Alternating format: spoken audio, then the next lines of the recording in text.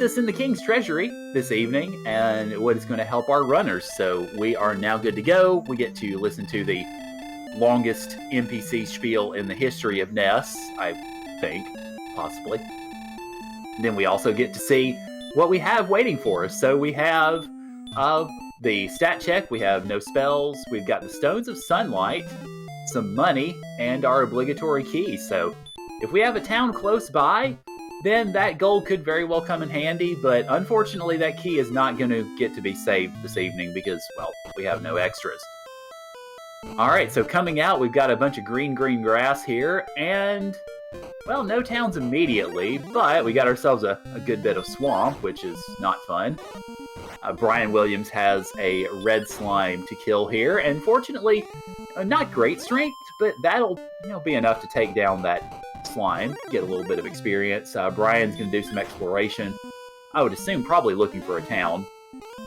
Unfortunately, not finding one right now, but finding a Drakey that has Stop Spell, which is definitely not the worst thing ever, because that means you can just swing on that Drakey and take it out and get level 2 for Brian, which has 1, 5, 2, 16 magic points, but no spells, sadly, so we've got a bunch of magic and nothing to spend it on. Meanwhile, looks like Apex is taking the same route, going ahead and taking down that Drakey to get level 2 himself. And we'll see what direction Brian takes from there. Goes ahead, decides to go east, and finds a teensy little gap there. Sadly, no towns looks like anywhere in the near view. But looks like Apex, on the other hand, is deciding to go north, probably also trying to find a town I would expect to spend that money on. Finds a cave down there, but is not interested in exploring it just yet. And it looks like Brian is coming on that same cave from the south, whereas Apex is coming from the north. They've both found some pretty decent enemies so far, or at least enemies that they conceivably could get away with. Good news is, although our runners didn't have very much in the way of strength, they did have a lot of HP, so good to explore there. Looks like Brian Williams is going ahead and exploring, and seems he has found the grave. And also reveals the fact that both runners asked to have permanent torch turned on, so that means you can kind of see a little bit there. Sadly, though, both Apex and Brian Williams took deaths there, so both of them get sent back to start, and sadly, even more of the money goes up in smoke, alas. Alright, so it looks like Apex is going to go ahead and skip past the cave. Again, likely trying to find a town of some sort. Finds a warlock instead, but manages to get away from it. Meanwhile, it looks like Brian Williams is going to take on that magician. Has plenty of HP to do so. It's certainly going to be a slow grind, but if he can get in enough hits, if the magician doesn't decide to block everything on the planet, then Brian should be able to get some pretty good experience out of this, and hopefully be able to see level 3. I expect that will be... Okay, never mind. Magicians having DL2 breath is not exactly going to help with that sort of thing.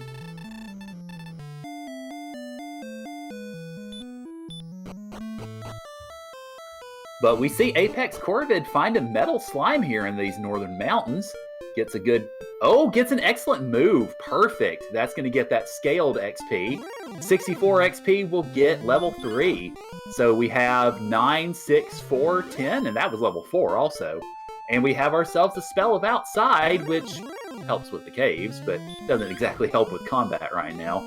Still, though, good stats to be found at hand, and definitely surges Apex into the experience lead. So now, we've got 18 strength, which can definitely take down a lot more stuff, but still not really very much in the way of magic, which is unfortunate. Speaking of unfortunate, Brian Williams meets the wrong end of a Hurtmore, and sadly gets sent back to start. So, essentially it looks like, the way things are going right now, Apex hits level 5 on that Scorpion, and gets 0170. Oh boy. And a red dragon to politely escort him back to Tantagel Castle. Very politely.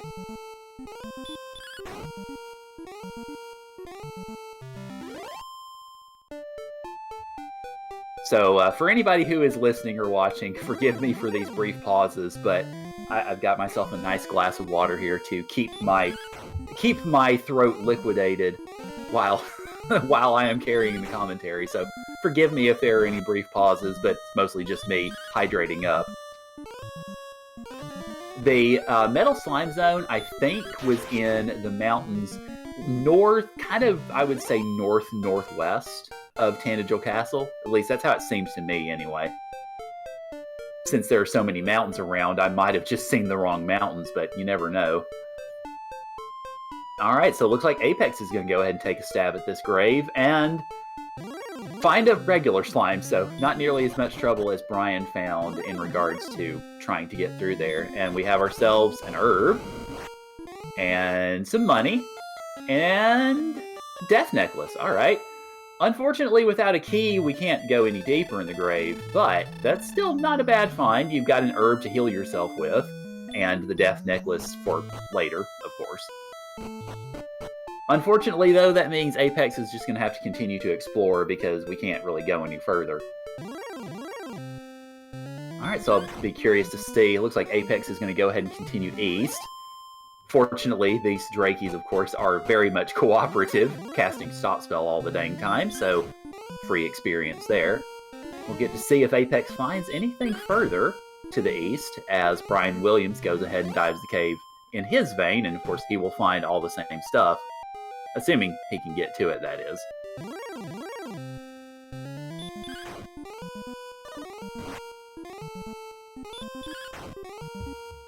Unfortunately, Apex's travels took him in the path of a blue dragon, which didn't really think very kindly of his attempted exploration. And now Brian is going to go ahead and find that trilogy of items, and unfortunately find that none of them have the words key in them, so that will end his exploration of the mountain cave, or excuse me, of the grave for now. I will say one thing that, just as a relatively new commentator to the DWR community, I have to remember the differences between mountain and grave, because sometimes I will get them at least a little mixed up. Unfortunately, Apex takes the 5th death. The Magician with DL2 Breath is working some wonders tonight, and so too is the Blue Dragon, who sends Brian Williams back. But yes, Superbass pointing out that, yeah, at least one of them is a key item. It's maybe not quite the key item that they're looking for, but it is certainly a key item nonetheless. Alright, so it looks like this time Apex is going to go ahead and head back north and find an armored knight who promptly puts a stop to that.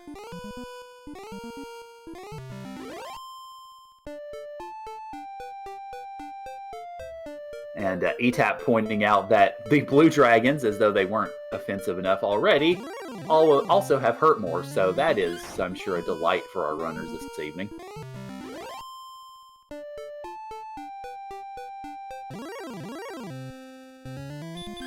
It looks like in terms of sort of what our runners are doing right now, Brian Williams has settled a bit more into a grind, just trying to get more levels, whereas Apex is trying to explore, having had the advantage of that scaled metal slime, but sadly, it's just not having good luck with it. Brian Williams gets up to level 4, gets that outside spell, and is now the beneficiary of most of the stats that Apex has, just not quite all of them yet. Looks like now Apex is settling into a little bit of a grind, and Brian is exploring, so they have promptly switched roles and have gotten no further, sadly, because the hurt mooring werewolf is apparently going to block everybody tonight.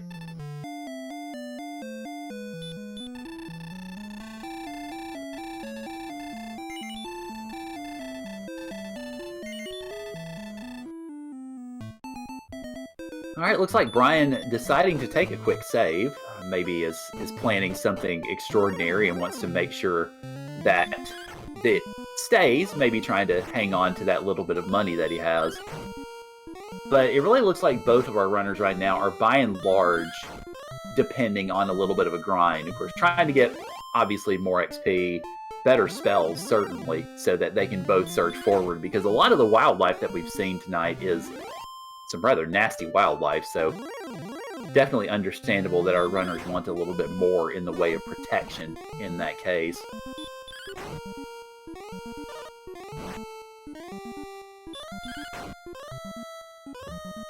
Looks like Brian has found himself a pretty decent grind in, or maybe not a grind, but at least some pretty decent enemies in those Magidrakes. And it's going to venture across the bottom of this swamp, and we can see if we get any further in it, or if a Wraith decides to send everybody home. Unfortunately, it looks like the reward for getting through that swamp is to find more swamps, so I'm sure Brian is feeling splendid at the moment at that realization.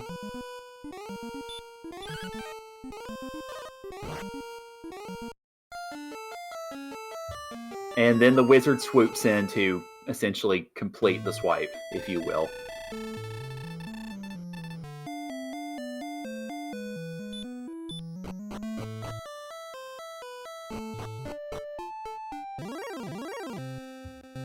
So with Brian essentially realizing the lack of value that is existent in the southern swamps, he's going to go ahead and choose to go back to that grind. And it seems as though both runners are really going to settle into this for a while just to try to get back to the next level, which should be coming up fairly soon. Level 6 should be coming up semi-soon on Apex's side. And then level 5 will be coming not too long after, I think, for Brian. So we have ourselves a little bit of an early grind. It's one of those things that just happens when the runners don't really have spells that they can particularly use all that much. And also didn't really start out with a whole lot of power, so just have to be careful of that sort of thing to try to avoid racking up too many hits on the death counter. But I think once we see at least level 6, one could hope that the stats are good enough that our runners will feel the motivation to go ahead and explore. Level 6 is 0, 2, 1, and 17, so good magic at least, but no more spells. So unfortunately for our runners, the grind continues. And as Monsieur Slime, our tracker, pointing out, yeah, we can go outside plenty, but that doesn't help when we already are outside. So it looks like Apex is going to shake things up at least a little bit. And even if not really exploring per se, is at least going to change the environment a little bit to freshen things up. Unfortunately, Brian Williams got freshened up with another death, so having to go back out there. Also, much appreciated Kamian telling me that I'm soloing like a boss. Well, I am happy to hear that.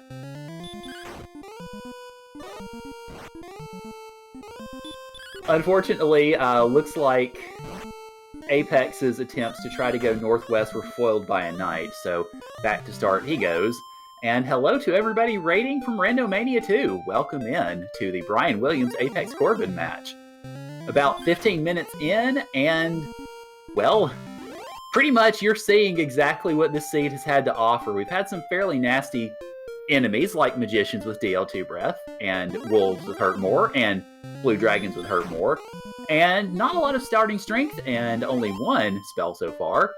So our runners have not exactly had the greatest start in the world, let's just put it that way.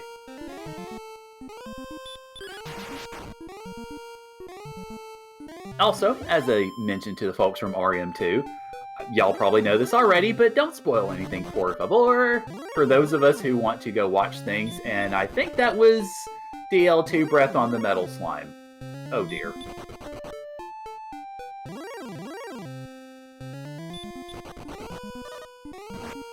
So, needless to say, our runners are having a fantastic time tonight.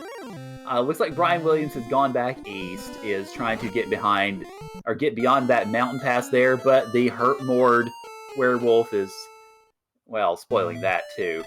So, yeah, our runners are having a fantastic time. But yes, Mike mentioning any metal kill is one you've earned. Apex did get one earlier. Did not see that flame on that first one, fortunately for him. Otherwise, the experience would be much closer to even right now.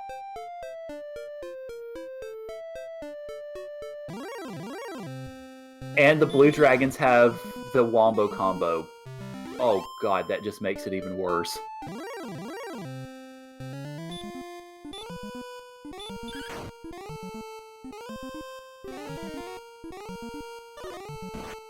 So, how are y'all doing tonight?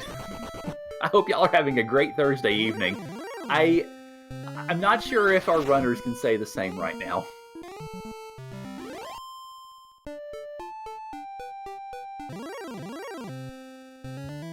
Yes, if this seed is indeed going to be a movie, then, well, it's going to be one of those movies with a very slow start, unfortunately. That's what it looks like right now.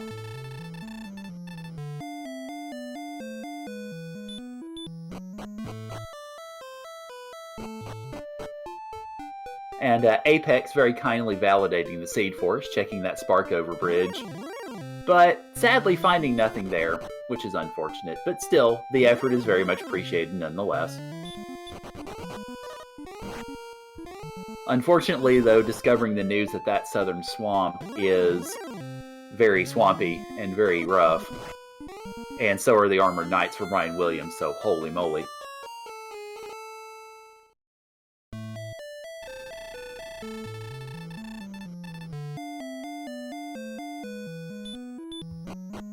So both runners getting sent back to start yet again. You can see in the death counter, both of them have died a dozen times. So essentially we're going for Baker's dozen now at 16 minutes.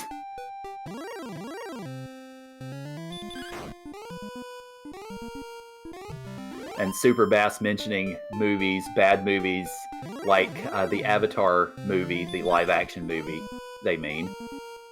Unfortunately, that is the only experience with Avatar that I have had, is that movie. So Apex making it through the mountain pass to the east, finding Magi-Wyverns waiting for him, and gets away from them. And then finds Wyverns waiting for him, and gets away from them. And then finds a Spectre waiting for him, and gets away from that. So, the runs are real. Or at least the run luck is real, I should say. Ugh. Unfortunately, the Magi-Wyvern, doesn't quite kill him, and is able to get away from that and finds another cave, and a Droll, which is, well, runawayable. And finds another Droll, which is also runawayable. Maybe we will get to see this cave, maybe not. Sadly, Apex runs afoul of the reddest of red dragons.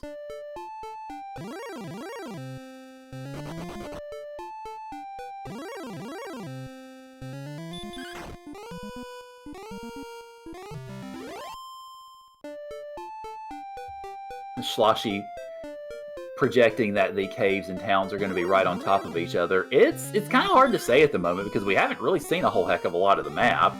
We've seen the immediate area around Tantagel, and bits to the south, bits to the north, and bits to the east, but all we've seen really is one more cave, and of course we've yet to see the inside of it. So apexcorv going back into the cave, likely going after that herb again. And the money. And going to grind the... Well, I thought maybe grind that death necklace chest, but couldn't quite. But still, getting that herb is definitely good, because we have no other healing, and it is very necessary right now. And the skeletons have DL2 breath. Oh dear.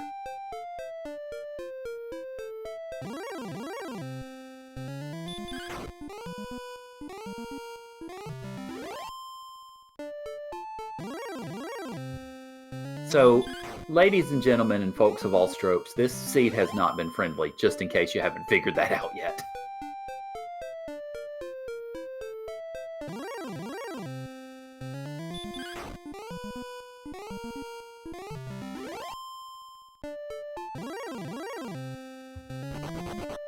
So, Apex is heading back to the east, Brian Williams is continuing the grind, and it looks like the experience difference is around, a little over 50 right now. Brian Williams is very slowly chipping away at it as Apex has been trying to prioritize a little bit more exploration. Definitely understandable on both ends, because Brian wants to try to get more levels to be able to actually do more, and Apex just wants to do more right now because neither of them have really been able to do a whole heck of a lot.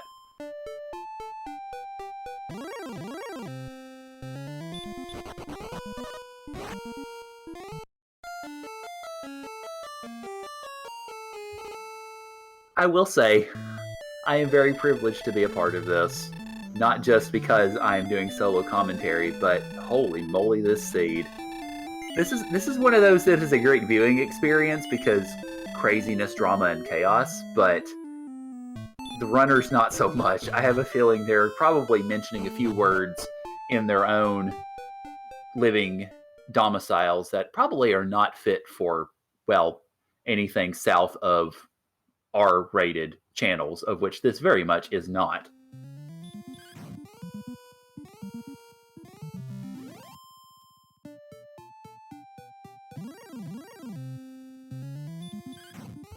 Alright, so Brian Williams exploring around the Eastern Mountain Pass again, finding, unfortunately, that there's nothing to the north of it, so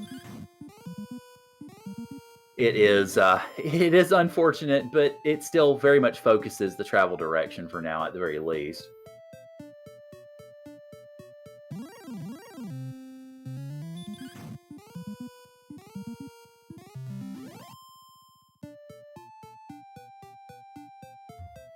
So I will say this is going to be one instance, and I will probably invoke this a few times, where I'm going to ask y'all in chat to help me out. What is level 7 in terms of experience?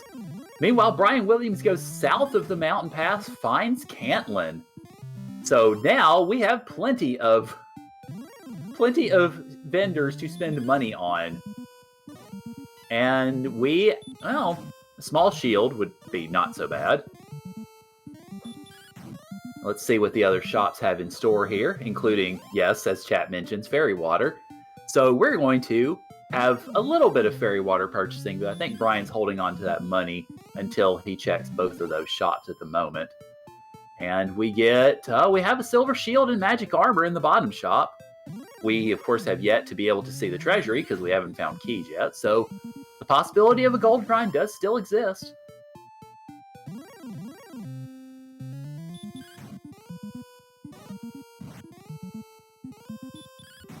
And Brian is very much focusing on torches and fairy water right now, mostly just to get the opportunity to throw them at enemies and kill things with them, which is, at this point, very, very understandable.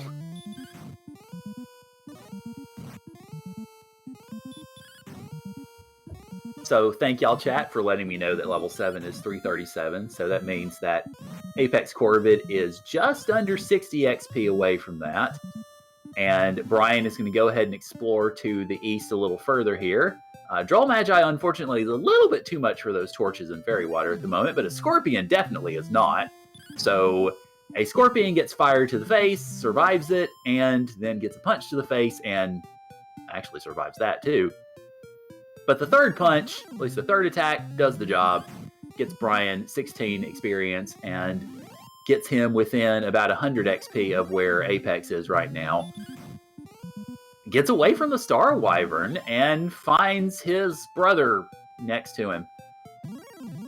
Unfortunately, though, does hit that swamp, takes a presumed death warp, and goes back to the castle from there. So ultimately what we have is, now that Brian has found that town, may explore a little bit more, or may just go ahead and hit that grind again now that he has some torches to be able to throw at things, make it a little bit faster.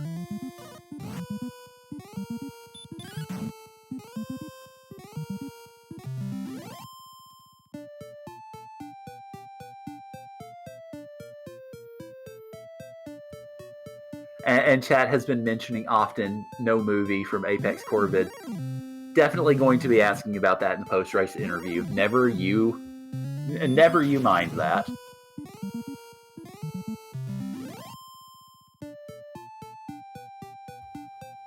So Brian is going to pick up that herb and the gold again. Already has the death necklace, so he's going to get a little bit more gold out of it, assuming the werewolf lets him live. Wow, Brian Williams gets killed with perfect damage.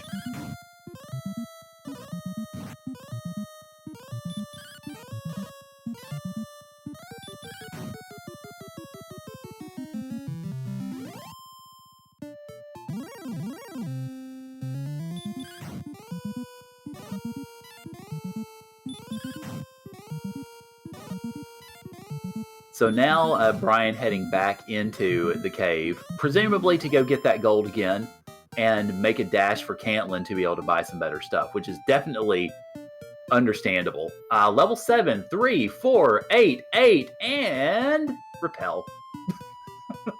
Which is a nice spell, just not what our runners need right now.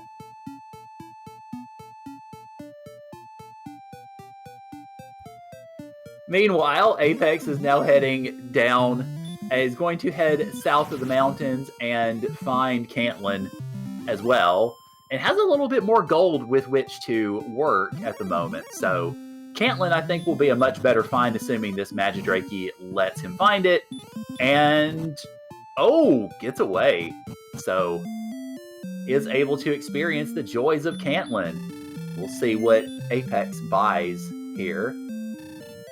It's not going to pick up anything yet. Probably going to go ahead and check both shops before making any moves. Goes ahead and skips straight past the Fairy Water Lady because, well, there's another shop to be had here. And it looks like we have, we've got that hand axe that chat was mentioning. We've got plenty of things. Goes ahead and buys a copper sword, presumably going to go ahead and get armor and a shield as well. So we'll see what else he picks up. I would expect probably a small shield and likely that leather armor. Yeah, there we go. Leather armor, and then the small shield will take him down a little bit above 80. So that can get you a few torches, get you a couple of herbs or a couple of fairy waters. So that will complete Apex's shopping trip for now.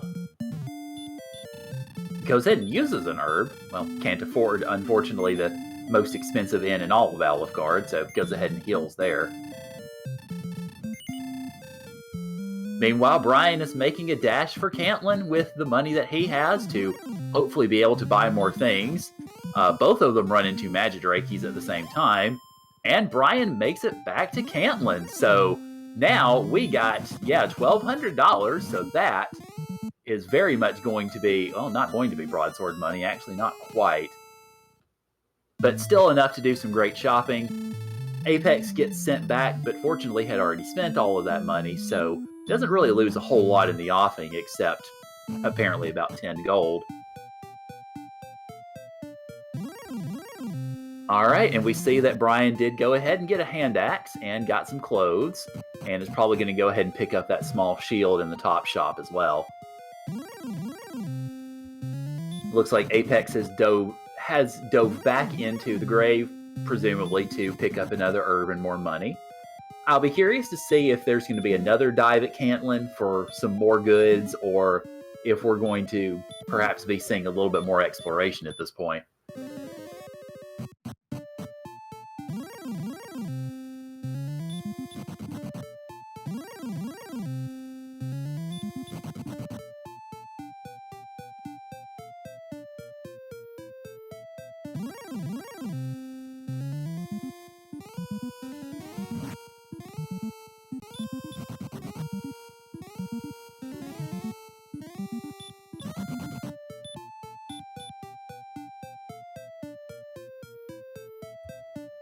Well, looks like according to the updated command, I'm going to be getting a partner soon, so... Alright, so looks like Slamu is going to be coming in shortly. Give me a moment, let me verify.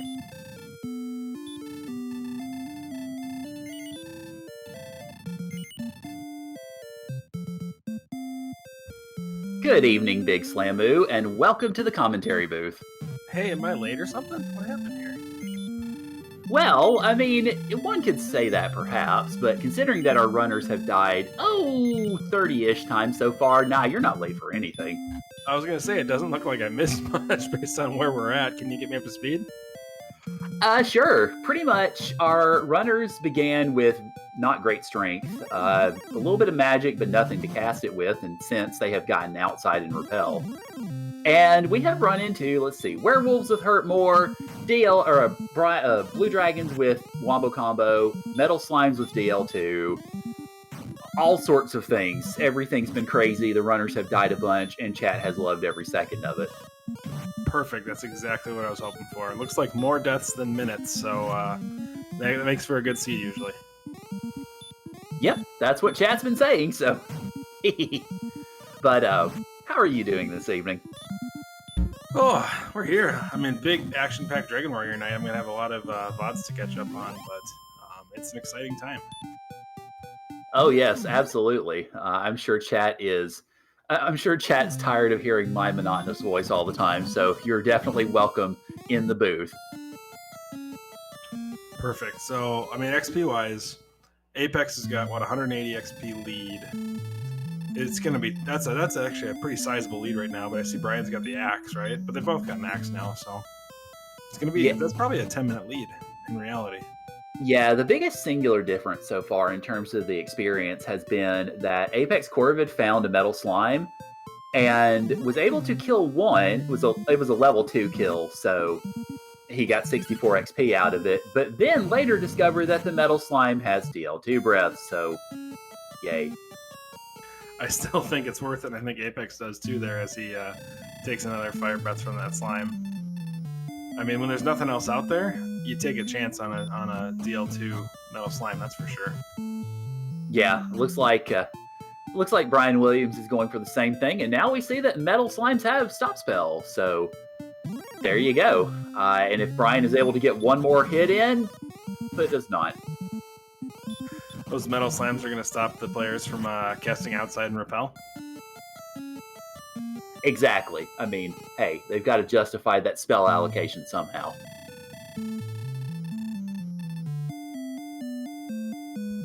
As Tap pointing out, yeah, Apex did get a crit, got an excellent move on that first attack of his, so that is why he didn't see the DL2 breath until later. Yeah, I was going to say, they're still not going to run from Brian at level 6, which is crazy. And are they running scared and scaled, or just scaled? Standard flags? Standard flags with, I think, the only major exception being that they turned on permanent torch. Perfect. I love it when people turn on torch. It just makes the viewing experience that much better, so we're not watching a bunk fest. Or listening to one, as the case might be. Very true. So is there anything that these guys can find to grind on? I mean, looks like Brian's on Magicians, which is almost a level 1 type enemy, so is there just nothing in the Magidrake through Wolf range? Magidrakes are probably the closest we've seen so far in that range, because the Magidrakes have been fairly pleasant, but Monsieur Slime mentioning Scorpions as well, but it's been sort of few and far between as that sort of thing goes. Yeah, it looks like Brian is settling in this, what is like the edge of Zone 1 here with these Magicians, and is just dedicated to getting level 7, hoping it's something. I think we know it's not. I mean, it was something, but it wasn't something great. It was, mediocre stats. And that repel that neither one of them have any desire to cast right now. Right, exactly. It's been essentially the way that the runners have kind of gone about the seed is they have both intermixed exploration with grinding. Exploration mostly to be able to find towns, which they both found in Cantland. Cantland's a little bit to the south of where Apex is going now. So that's really been about it. It's mostly just been them trying desperately to get some sort of foothold on this, and it just hasn't really worked to this point. Yeah, and I saw some grave. I think it was on Apex's side, right? Have they both been in there? Yes, they have. The grave was herb, money, and death necklace. And they don't have keys yet, so they haven't been able to dive to the bottom. How bad is the grave zone? I'd consider being in there a couple times for a broadsword if that was available in Cantland. It's not fun. It's about as much fun as any of the rest of it has been. All right, then, never mind. Yeah, well, what the runners have done is they've ducked into Grave to grab some money, which it looks like Apex might kind of be doing now. But they've ducked in to grab money, and then they've outsided back out and have made a dash to Cantland. So that's about as good as they've been able to do. Brian Williams was able to do that and get the stuff that he has now. So that's at least given them something serviceable, but that's really been about it.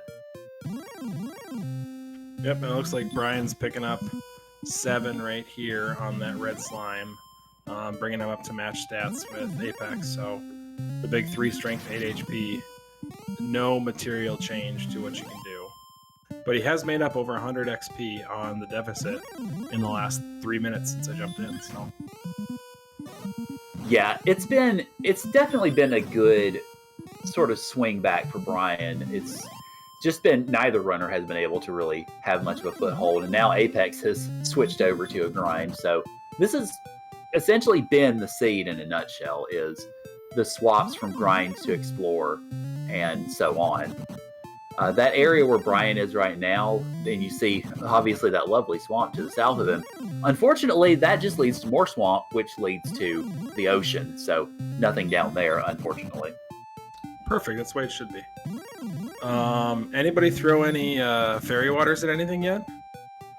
Not fairy waters per se, but Brian has lobbed a torch or two. I was gonna say, if Caitlin is available, fairy waters are an option. I saw that Wraith.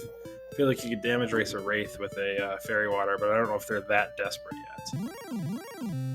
I think when Brian found Caitlin the first time, he bought 1 fairy water and 4 or 5 torches.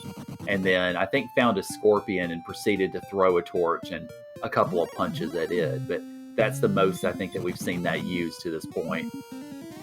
Yeah, I think those mid-rangers are... I mean, they're worth the same as 5 magicians. Something like that is probably a little faster, but you got to find them and you got to hope they don't have a bad spell. Yeah, chat pointing out that Apex did water a Droll Magi, so... Okay, so there was that. I must have missed it as I was looking over at Brian's, so my apologies. That's why there's 2 of us now. There's 4 eyes, so we might be able to catch half of what goes on. Yay! I mean, even that Wolf Lord. I mean, that Wolf Lord is going to hit pretty hard with 24 defense power on Brian's side. But I mean, anything you can hurt 3 times to win, you can do the same with the fairy water. So I don't know if it's worth it or not, but desperate times, desperate measures.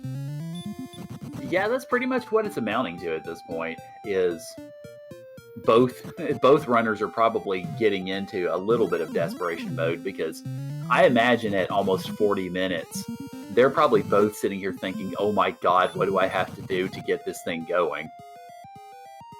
Yeah, I wonder if this is going to change when the thing does open up. Say it opens up at 8 or 9 or 12 or 16.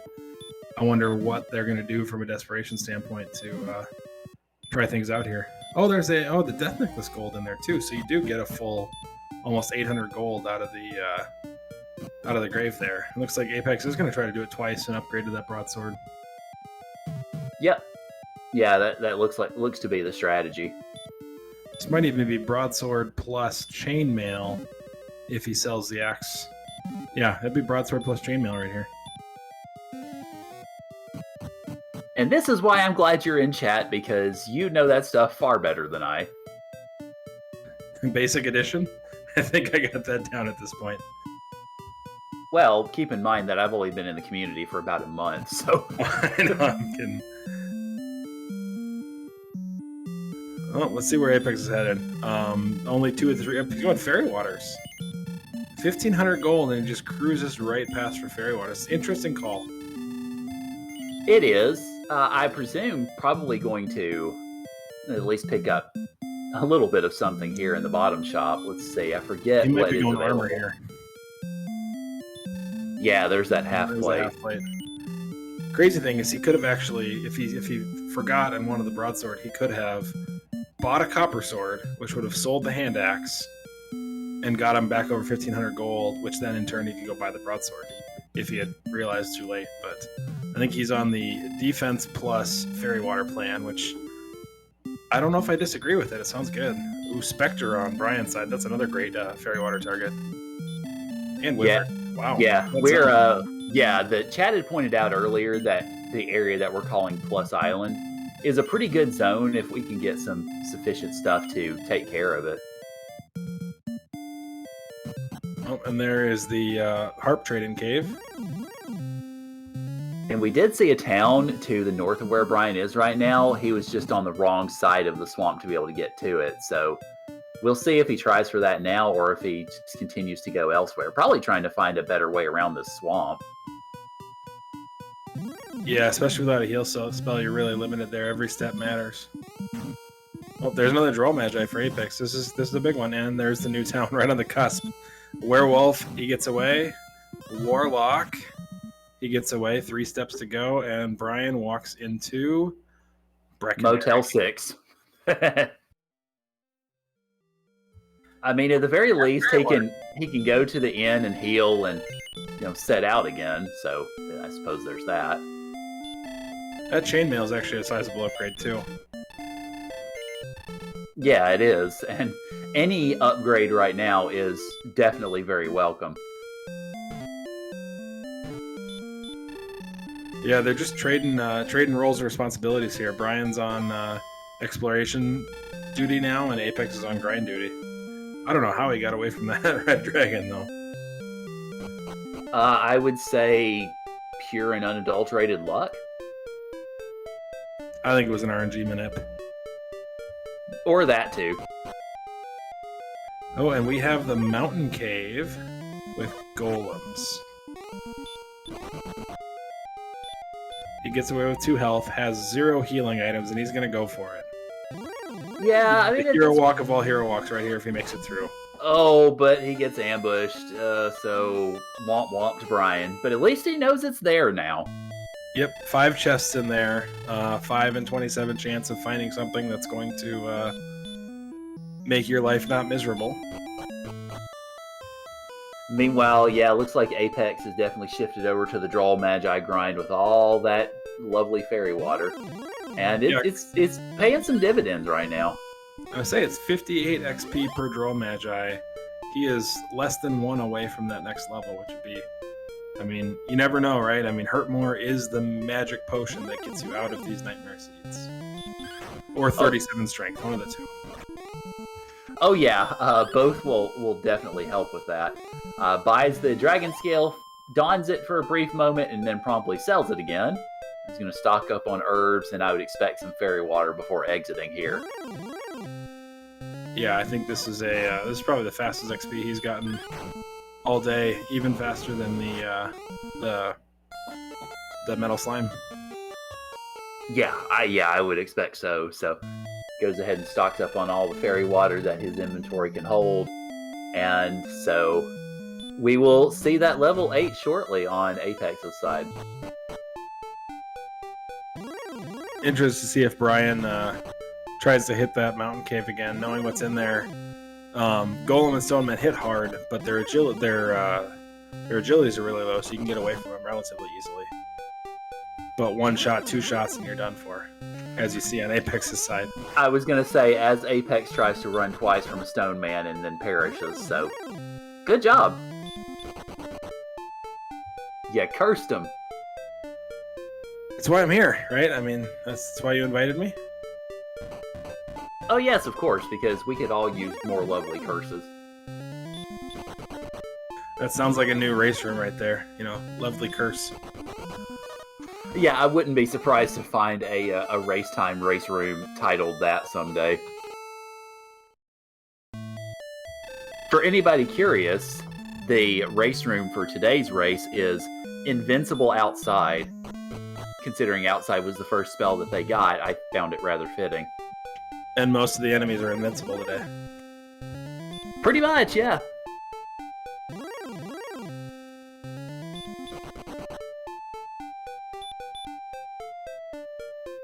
Oh, there's Brian doing what he's famous for, which is reconfirming his stats. He loves checking those stats, trying to find corner cases where things make sense, but he spends more time in the stats menu than just about anybody I know.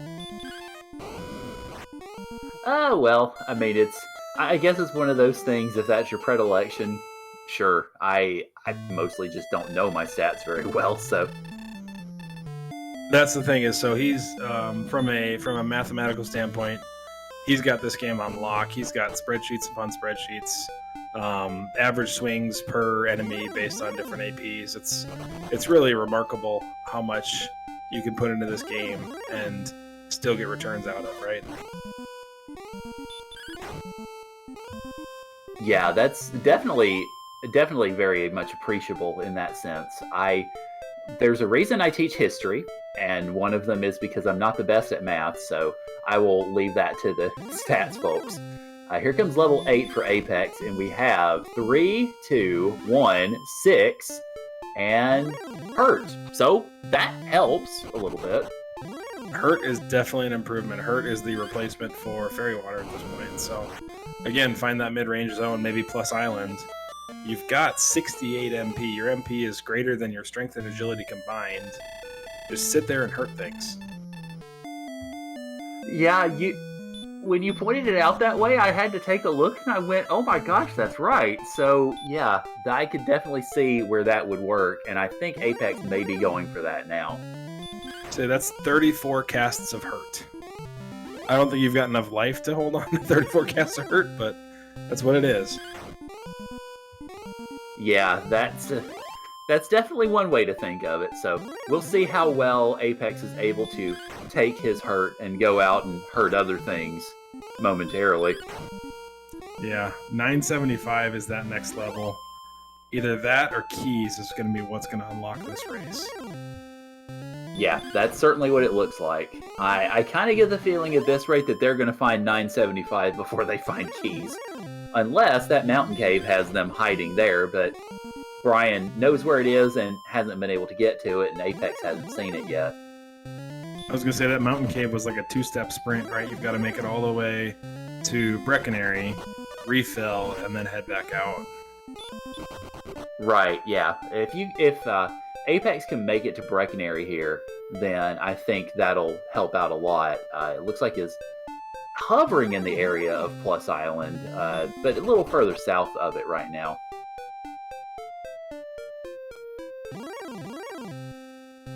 Yeah, it looks like these zones, there's gaps in these zones, right? That Droll Magi zone has Stonemen and Red Dragon, so you don't want that. But this, the Wyvern zone, Wyvern Spectre, I don't know what else is in there, but that looks more healthy. I mean, you never want to grind in a Red Dragon zone when you're sitting at these kind of stats. The 1 in 5 chance you just get knocked back home. Right, yeah. It's certainly a good place to get to if you can get to it. And chat pointing out that yes, the death counter is still exceeding our minutes in the seed, and the blue dragon is certainly intent on trying to make sure that he is keeping up his end of that bargain here. And so are the Magiwyverns.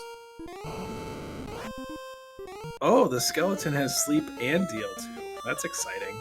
Brian was trying to settle into a grind there. I think he was going to go all the way to 600. Right in that spot that he got level 7, and the skeleton immediately said, no thanks, this is my spot. That has pretty much been all of the enemies so far tonight. It's been some variety or another of pain, whether hurt more or DL2 or sleep and hurt more. It's been rough. It's been insane. I kind of have the feeling that whenever the runners get into post-race chat, they may need a moment to decompress before giving us their summaries of how things go. Yeah, these are two of the more level-headed, even keel runners that we have in the community, and I think even they've got to be frustrated at this one so far. I would imagine so, yes. I think, given what chat has been saying so far, I think no movie is probably going to be the first question that we ask Apex tonight. Did he start with that on, or did he hit the wrong hotkey? As far as I remember, that was on from the beginning. Gotcha. I know that in FCUX I can accidentally hit the wrong thing sometimes, and those things pop up, and I'm scared to try to turn them off in case I break the seed. So Math Girl in chat trying to take credit for this disaster of a seed. An understandable sentiment given the quality of Math Girl seeds, but yeah, this time it is a Kemion Renokai special.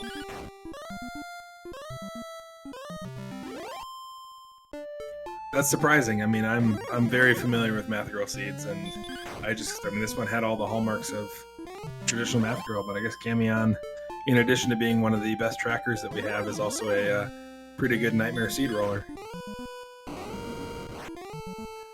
Indeed.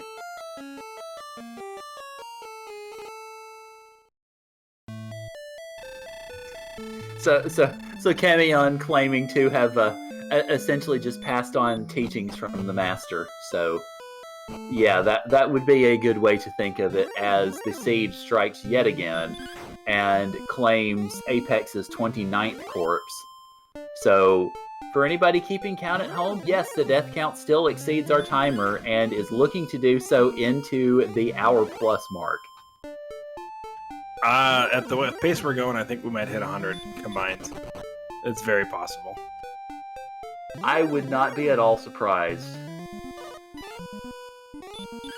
If the big strength bump or hurt more doesn't come before 12, there's going to be over 100 deaths.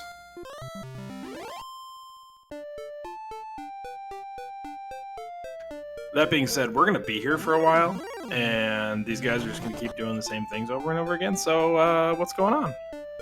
How do you like the community so far? Oh, I have very much enjoyed it. When I joined the community, pretty much at the beginning of the tournament, I came in and then started asking about the possibility of assisting, because folks had mentioned in stream that, hey, we could use anybody who wants to volunteer, come on in. So I raised my hand and said, hi, I've done commentary, and one of the other folks in the community had known me from some of the other stuff that I do. So they spoke up, and I began coming in to do commentary. It's been fun so far. I very much enjoy it. Really, I mean, in any of the communities that I do, whether it's here or Free Enterprise or FFR or Worlds Collide. And it's just fun. It's fun being with y'all. It's fun talking about Seed. It's fun having y'all put up with my ramblings. I get paid for that anyway, so hey. But I've had a good time. It's been a good community. I'm definitely going to see about participating in any future endeavors as a competitor and somebody in the booth. I will likely get my butt kicked as a competitor, because even though I play a lot of randomizers, I am good at a grand total of none of them. So we'll see how that goes. Yeah, I know. I'm as of now, I'm almost a year from running my first ever Dragon Warrior Randomizer seed, and absolutely loving it. If there is anybody new out there trying to figure out what this is, what the heck are we doing playing a retro game with a weird map and everything, I would welcome you to jump in the Discord, check it out. Jump on the web-based randomizer, check out the brackets. We run a summer tournament, which is happening right now. We also run a winter league with chaos flags, which, believe it or not, are more random than this. And we also have 2 weekly races a week. Everyone's welcome. Standard scheduled times on Sundays and Wednesdays. They don't run so much during the tournament time, but as soon as this tournament's over, they'll pick right back up. But there are 2 to 3 pickup races running a day on the Discord. So come on in, check it out. Like I said, I've been here for about a year. Absolutely loving every single day of it. So just check it out. Yeah, absolutely. I would very much add my voice to that. For folks asking about how to install it, if you go to the Discord, you can find it pretty easily. It took a little bit of tinkering for me, but it's not really very hard. Once you get the application, you can start rolling Siege yourself and experience the fun. It's a lot of...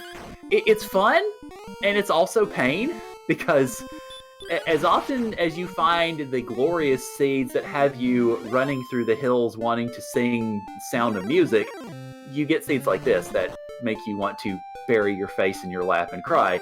So pretty much come in knowing that you could get either, and it is a lot of fun, in a sense, whichever you get. Alright, looks like something slightly different is happening on screen now. Apex is back in the grave for a 3rd set of slow grind. Comes up just short of 1500. I think this might be broadsword time? It certainly looks like it. That's what our tracker, Monsieur Slime, is speculating, and makes the hero run to Cantlin, so we will see in just a second. He is a little short for it, so hopefully he knows to to sell and buy.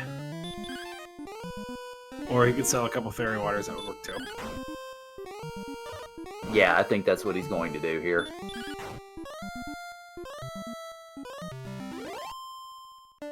That corner case of selling your mid-tier weapon for a cheap weapon and then buying the most expensive weapon. It's fun when it happens, but it very rarely actually comes to fruition, so I was really hoping today. Yeah, that is a strategy that I will admit I would not have thought of myself. It gets even better in Chaos with random prices, because if you find Erdrick's sword or armor in an easy spot, you can then go turn it in and sell it by buying, say, a set of clothes or a half plate, and use that to gold grind. Now that one, I have played some seeds with random prices, and that's just fun. But I'm not sure about that. I'd have to probably practice that a little bit myself, just to get the hang of kind of what that would mean. Again, that's another one of those corner cases. It's not likely to ever come up, but when it does, it's amazing. On the left side there, you got Brian Williams just hitting level 8 after sitting on those mountains for about 12 minutes and dying to 7 different skeletons. And here's an 8th that's going to take him out. But he did get the hurt spell, so he is catching back up. About 150 XP behind Apex. Yeah, this, I think deaths-wise, if I'm counting correctly, we're at 62 right now. So the trend continues, essentially.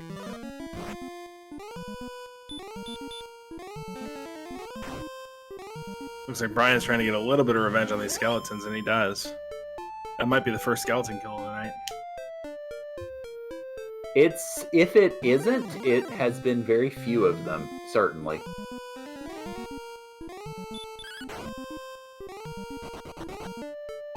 Broadsword, a slight improvement on Apex's side. You see he's hitting from anywhere from, I think it's 6 to 12 on that Wraith. About the same as a hurt spell, so... I mean, with the amount of MP they have, the Broadsword isn't a huge difference maker. Yeah, it definitely is, and it looks like Apex is going to sort of edge north a little bit. That we know, of course, that'll put him closer to the mountain cave, which we've still not yet really seen the inside of very much, but we know it's there. Yeah, I think with this hurt spell, I think you're going to see Brian settle in, right? The fact that Brian committed to 8 means he's probably going to commit to 9 here. Apex doing a little bit of wandering, but also getting XP on the way. If 9 is nothing, you're talking about over 500 XP to 10. I think Brian beelines back to the mountain cave at that point. Yeah, I wouldn't be surprised. It is... It's been quite the journey so far, and really any port in the storm here.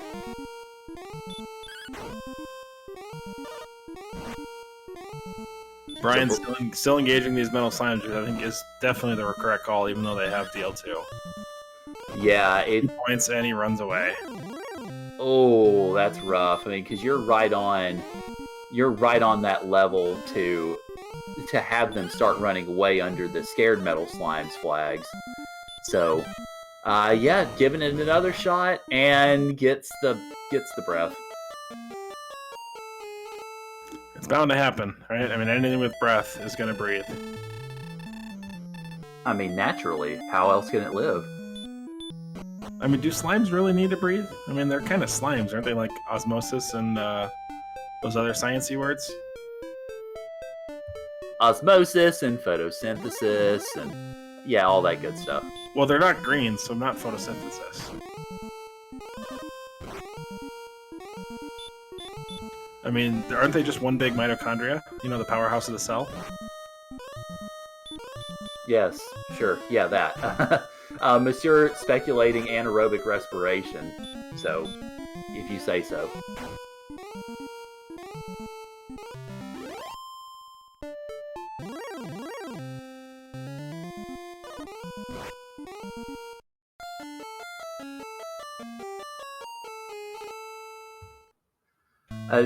Death counter officially equalizes there at 33. Oh dear, yep.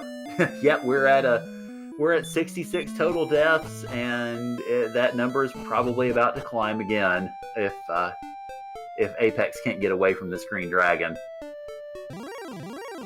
Yeah, I mean, HP is fine for level 8. MP is great for level 8.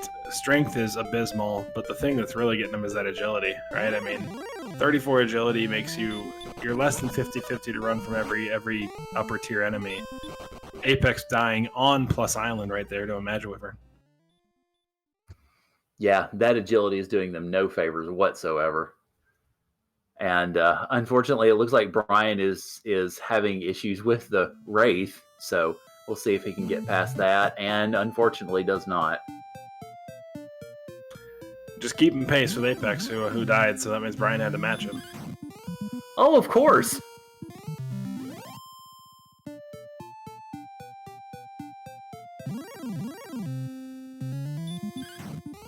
And yes, Paul asking who rolled this seed. It was Kemion Renokai. It's all their fault.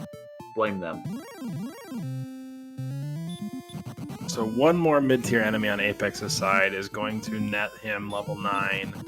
Problem is he can't make it more than 6 steps past the grave to find mid-tier enemies.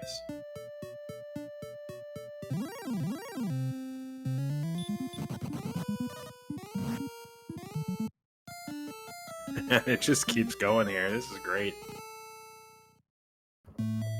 Yeah, we're going into near stratospheric territory here at this point. I am sort of curious to ask what the highest death count has been in a seed so far, and I know we've already gotten one or two answers, but it'll be interesting to see nonetheless. Yeah, I saw an 89 earlier in the tournament. Chaos has been in the hundreds easily a couple of times. There's a Math Girl seed out there that was absolutely abysmal, but that was a four-player seed. Yeah, understandable. EMP putting the over-under at 80. Considering that we are at 71 right now, I'm going very over on that one, I'm afraid. Yeah, if you put those odds on DraftKings, I'm betting it every day. Yeah, I could understand that. Since I'm an employee of an athletic department, I am not allowed to touch those places with a 1,000-foot pole, so you can keep it. So not only is this setting up to be a really rough, first 2 hours, with red dragons having deal 2 breath, werewolves have hurt more. I don't know what else in Sharlock is there, but Sharlock itself is going to be quite ugly as well. And what made it even uglier, as chat pointed out, Apex got level 9. 1, 3, 2, 0. And no spells. It was so small I didn't even notice it. Yeah, pretty much. That's essentially the story of the seed so far, is you get nothing and like it. Yeah, I think so. Brian got level 7. It would have been about 10 minutes ago, and since then he's gotten 130 XP. And nothing else. And he hasn't really been exploring. He's just literally running into brick walls just north of Tantagel over and over and over again. So you said it was going to be another about 500 XP to level 10, correct? Correct. 1,500 exactly is level 10. Oh boy, this sounds very scintillating. I'm sure the runners are just doing cartwheels right now. I mean, the crazy thing is picking up Erdrick's sword right now, especially on Apex's side, doesn't get him out of this nightmare. Yeah, because the Erdrick's sword would add, 20, I think? 20 more attack power. It makes these mid-tier fights easier. But, it doesn't help with healing. It doesn't help with exploration. It doesn't do him any good. These fights will go a little faster, but without being able to heal in between fights, you can still only take 2 or 3 fights. Yeah, it speeds up the grind, but that's really about all it does. He can get to the 3 strength that's going to come at level 10 quicker. Exactly.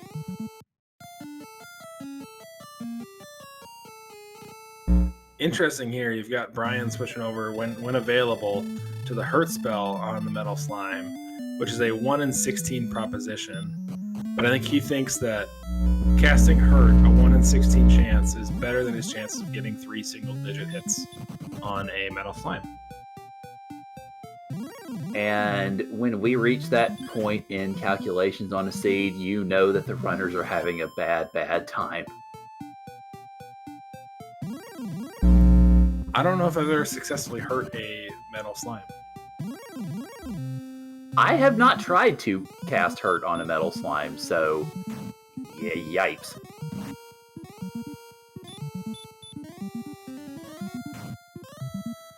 So apologies for any sort of feedback issues or technical difficulties.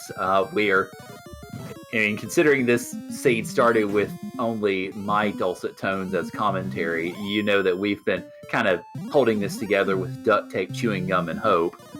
And that might be about all the runners have right now as an Armored Knight sends Apex packing, and we near 40 deaths per runner. We're at 38 each right now, and the count is very much accelerating faster than the timer is, so yipes. Yeah, I say blame the no movie for the audio feedback if that's coming back still. Yeah, that one was fine. It was just a couple of the earlier comments is what solicited them. So I'm not sure what's going on with it, but it doesn't seem to be a big deal now.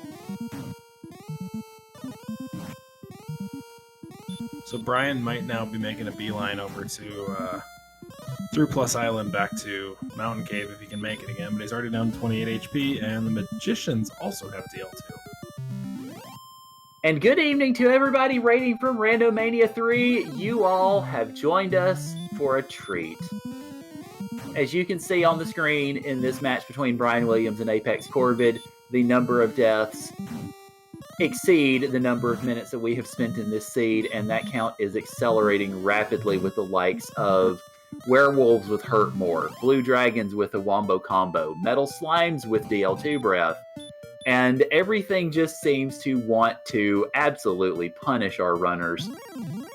Just send them into the stratosphere every time they try to do anything. So, welcome in everybody. Y'all are very much welcome. I hope your match on Randomania 3 went well. Please don't spoil anything. And this has been quite the seed so far.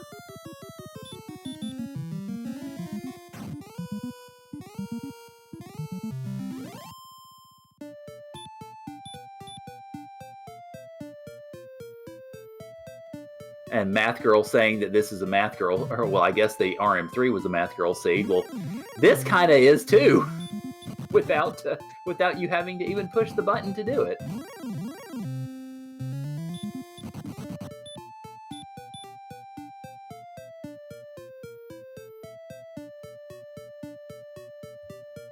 All right, so it looks like Apex is rolling around the swamp a little bit more here, trying to do some exploration. And is finding a little bit of new territory, finds those specters that are definitely doable now. But we shall see accordingly. Yep, and Brian, being 12 experience away from level 9, is just going to settle into his little familiar 4 tiles of mountain right here to try to take out a couple of bottom tier enemies to get the level. Yeah, I mean, we know how bad level 9 is going to be. Of course, he doesn't yet, but it's understandable that he would go for it, so... Oh boy. Oh yes, also, Magiwyverns have hurt more. That too. Yeah, Apex only 180 away from level 10 there. I mean, every single level has a good chance of being the one that unlocks the seed, right? It could be 20 strength, it could be hurt more, it could be heal, it could be heal more. Any of those things would enable these runners to do at least something instead of what they're doing right now. Yeah, we got to find that traction somewhere. We haven't been able to find it yet. It's just been kind of desperation on both sides, but Brian Williams gets level 9 and gets the bad news. Looks like Apex is journeying essentially to the north of Tantagel and is trying to find something that will help. A place, a town, a cave. There is a town in the upper left-hand corner of his screen there. Do we know this town? I do not believe we have seen this yet. Oh, hello, Hawksness. Perfect, it's Hawksness. Yeah, it's a very helpful town. I mean, theoretically, an Axe Knight with Hurt and I don't know, that's about it. You could beat. Yeah. That's about it. Well, fortunately, at least it looks right now like this wolf doesn't have anything unpleasant, and if that's the case, then hello, we finally have a decent source of experience that is not utter murder. Yeah, that wolf is probably the best grind enemy. I mean, Zone, not the greatest because you don't have a heal spot next to it, but that's probably the best grind enemy available. Warlocks and wolves would be great right now. Oh, and we have simultaneous deaths coming through. They're both going home, bringing the combined death total to 82. Yes, they were both seeing red because it was red enemies that killed them both. So, well then. EMP, can I still take the over on that 80.5? Yeah, I was gonna say I think that ship has sailed. I'm afraid. Looks like Brian's committed to 10 here. He's gonna fight it out. Apex is gonna hunt for something. Again, Mountain Cave, coal. I'm assuming we haven't seen yet. Any of those things could be something, but they could also be nothing. Whereas XP is guaranteed to be something. Yeah, we've not seen coal yet. The only towns we've seen are, of course, now Hawksness, Breckenary, and Cantlin. And we've only seen the inside of Grave and a tiny bit of the inside of Mountains. So it hasn't been much. Like you said, we're looking for that breakout point to try to make this seed make some sort of sense.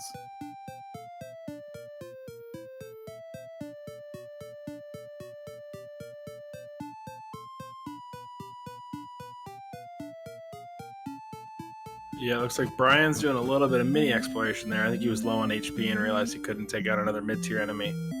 So he decided to explore as far as he could get on 20 HP. And even the NPCs are blocking Apex from being able to do stuff. Oh, this is where we saw Hawksness. Brian walks right past it. I don't think he saw it there. It didn't pop up on his map, but he is getting further north than Apex did. Yeah, I think if Brian had gone just a little bit further to the left, he would have seen Hawksness. And did get further north, but not very much further north from what Apex had found. So, oi. I mean, he was walking around with one health across desert tiles. I didn't expect him to last too long. Yeah, chat pointing out that this continent seems to be a real doozy right now. On top of everything else, as though the seed has not thrown enough at them. This is an interesting strategy from Brian. It looks like he's killing one mid-tier enemy and then going and exploring with 20-ish HP or however much HP he has left after killing that one enemy. Because he can never kill two, right? Because if he tries to kill a second, he's going to get deathed. But he'll get one down, and with 7 here, I might see him just walk into the swamp here and hit the reset button again. Yeah, I could see that.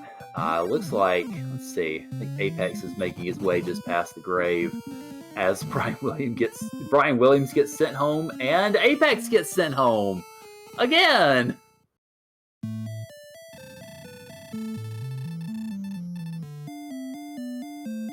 Yeah, I mean, even Erdrick's armor here is still not going to fully free these guys from these fights, right? You need some combination of a healing spell plus Erdrick's armor in order to stop the death flow. Yeah, as it stands right now, we're at 87 deaths at 74 minutes, so it's just been utter devastation, and Apex is now also going to try hurting the metal slime and does not succeed in doing so.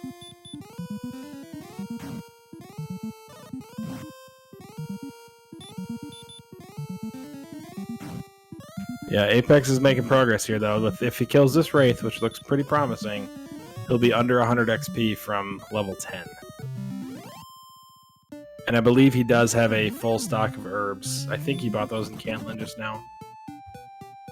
I believe so. Sloshy mentioning that the runners have the Stones of Sunlight. They got that out of the first chest that they opened up at the beginning of the game, so it didn't take them long to get that. That's really about the only good thing that this seed has given them.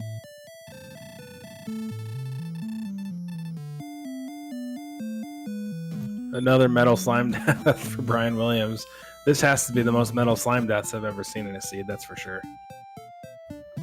I think we might be setting a few records by the end of this seed.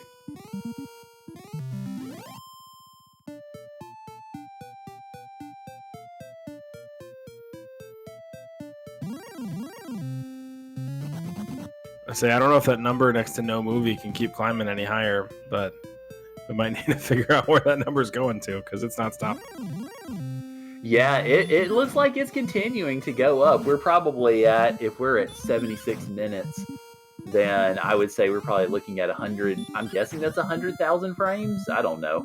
It's hard to tell precisely, but Apex is creeping ever closer. It's 45 experience away from level 10, if I caught my numbers correctly. Sounds about right. And Brian's 350 away, so he's got a ways to go. Looks like a Wraith would not quite be enough for Apex, but a Droll Magi would. So Chemion informing us that number is in fact 300,000, not 100,000. So 60 frames by 76 minutes yeah, that sounds right.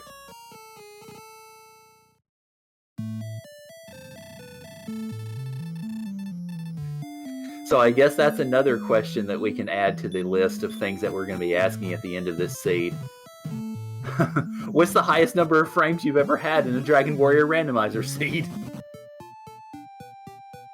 I mean, in reality, they've got, I don't know, it feels like by area at least half of this map done. I think this thing still ends under 3 hours. Eventually something breaks free. Hawksness has an Axe Knight or something they can hurt more, and we're off to the races. Right? It's just how far apart do they find what opens up the seed, right? How far apart do they find the key, the heal more spell, the hurt more spell, and who finds it first, and how much can they take advantage of it in the 5, 10, 15 minutes they have between them finding it and their opponent finding it. Yeah, that is going to make the difference here. Who can find that break open spot as Apex finds the I will say a fitting piece of land there, considering how this seed has treated the runners. I will not specify more than that because this is a family-friendly channel, but y'all can probably draw the illusions yourself, I think. I mean, that just looks like Alaska, right? You've got a bunch of woods, and then it goes off to the left of more woods. Well, that's fair. Apex has taken on the Spectre and has taken down the Spectre, so we finally see level 10, which has 3, 5, 9, 2, and Hurt More. There it is. Seed is officially on. Hurt More is a huge unlocker to this seed, especially at 70 MP. You've got 14 casts of it. Still no heal spell, so you just got to basically first shot Hurt Mooring everything you find. Apex either needs to use this to get exploration, or he needs to use this to grind up as fast as he can. One of the two. He's looking to maximize his ROI. He probably has 6 minutes or so before Brian gets there, so he either needs 2,000 experience, or he needs to get through this mountain cave. Yep.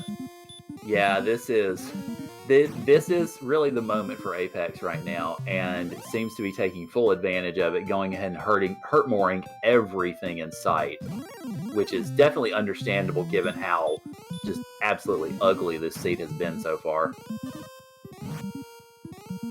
He does not make it past that Armored Knight, though, so he did not get to see Brecconary. He did not get to see Mountain Cave. I hope he goes back. I don't know if he's going to, but I don't know if there's any other direction to go at this point. I mean, there is that area to the far, far north, of course, where we saw Hawk's Nest. But beyond that, no, not really.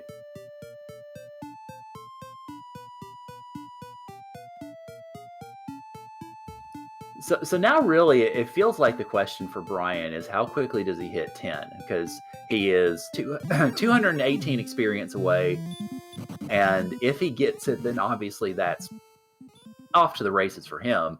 But it really, the time difference between him hitting 10 and Apex being able to essentially marshal that hurt more for more experience, I think to a fair degree is going to tell the story of the rest of this seed. Yeah, I think what Apex has done by the time Brian Williams hits 10 is the difference maker. And right now it's not a whole lot. It's 150 XP and exploration that's led to nowhere. So hoping he can either, lock in some quick XP or find that mountain cave or whatever's in the far north, north of Hawk's Nest. And actually, honestly, at 63 HP, probably just over half of Hawk's Nest enemies are on the table now with Hurt More. Yeah, I was actually just about to say he could go ahead and dive in and see what is at Hawk's Nest, because that certainly, if he has the herbs to be able to get up there, then it will help out, because you got plenty of MP for it. You've got, I think, 14 casts of Hurt More at least at the top of your magic set. Yeah, you've got more Hurt Mores than you can use, that's for sure, at 63 HP. He did take out an Armored Knight for 172 XP, so he's actually cruising. He's almost to level 11. He has one Armored Knight from level 11. Yeah, so if you're in this situation, what do you do? Knowing that I've got to go 6 or 7 screens to find anything new, I'm checking Hawk's Nest. And if Hawk's Nest is a dud, I'm finding some zone that I can get good XP in. These Knights are great. The Drow Magi's are still good. Anywhere where I can get 250, 300 experience a minute. Because I know I'm going to need level 15 or level 14 at a minimum to finish the seed. So I need the experience at some point. And if I can get 30 more HP and a heal spell, then the rest of the exploration gets that much easier. But knowing Hawk's Nest is out there and knowing it could have the armor, I'm probably heading to Hawk's Nest. Yeah, that looks like that's what Apex is doing here, is trying to carve out a path to Hawk's Nest. Not quite, it hadn't made it there again yet, but is certainly carving a path there. And with that, Star Wyvern, that's going to be level 11 for him. Looking at 0 strength, 10 agility, 9 HP, 5 MP, and the spells of heal and just heal. And radiant. So heal is huge. MP is not a limiting factor, so they can heal all they want. This enables exploration now. Heal plus Hurt More puts him in the driver's seat by a long shot here. Brian needs to get 10 very quickly in order to have a chance to get back into this thing. Yeah, and the luck that Brian's been having with all of these monsters is just staggeringly bad, because in the last probably couple of minutes that Apex has been wandering around and killing things with Hurt More, I don't think Brian has gotten any experience. No, he's kind of just, he's running into a fair amount of metal slimes and just not getting paid out. We've got a red dragon on the spike tile in Hawk's Nest. That is not available right now at 48 attack power. No, that is pretty much the worst thing to see on the Hawk's Nest tile at this point in time. Yeah, that we're going to be probably armor. We're going to be wearing armor before we want to kill that red dragon. Yeah, definitely.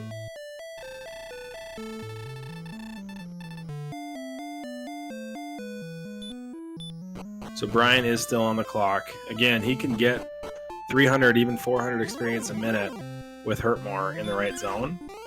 So theoretically, he could only be 3 minutes behind at this point if he can get a metal slime kill. If he can't, he's got to basically go through 3 more deaths, taking out a Drow Magi at a time. Yeah, it's... Well, I was going to say Brian is casting Hurt again on the Metal Slimes, trying to get that one chance. And the Metal Slime so far is obliging him by just casting Stop Spell. So maybe it'll work, but it's still kind of a bit of a long shot at this point. Oh, and gets it! So there you go. There's 10. Max payout, Metal Slime with a Hurt spell.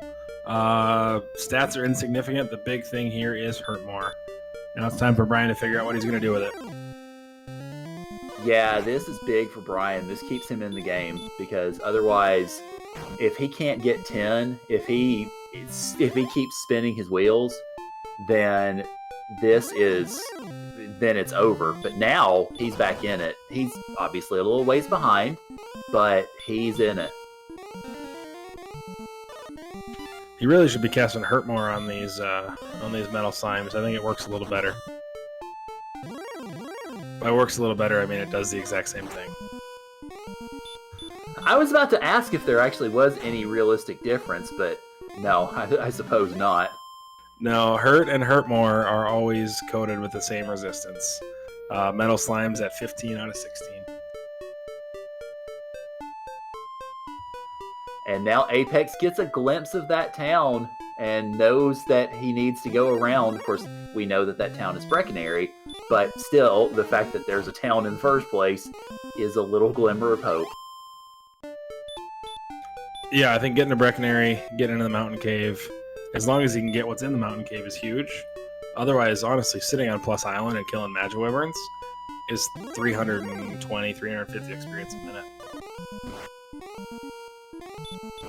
But he does make it straight to Breckenary there, so he's going to find the disappointment of the Motel 6, refill, and if I remember correctly, the mountain cave is just barely beyond, right? Yeah, it's a pretty short distance. It's across the bridge, so I would say probably about 15 paces. He does pick up the large shield, which is a small increase to defense, up to 54 now. I mean, it helps with repel. Other than that, it's not going to make a huge difference right now.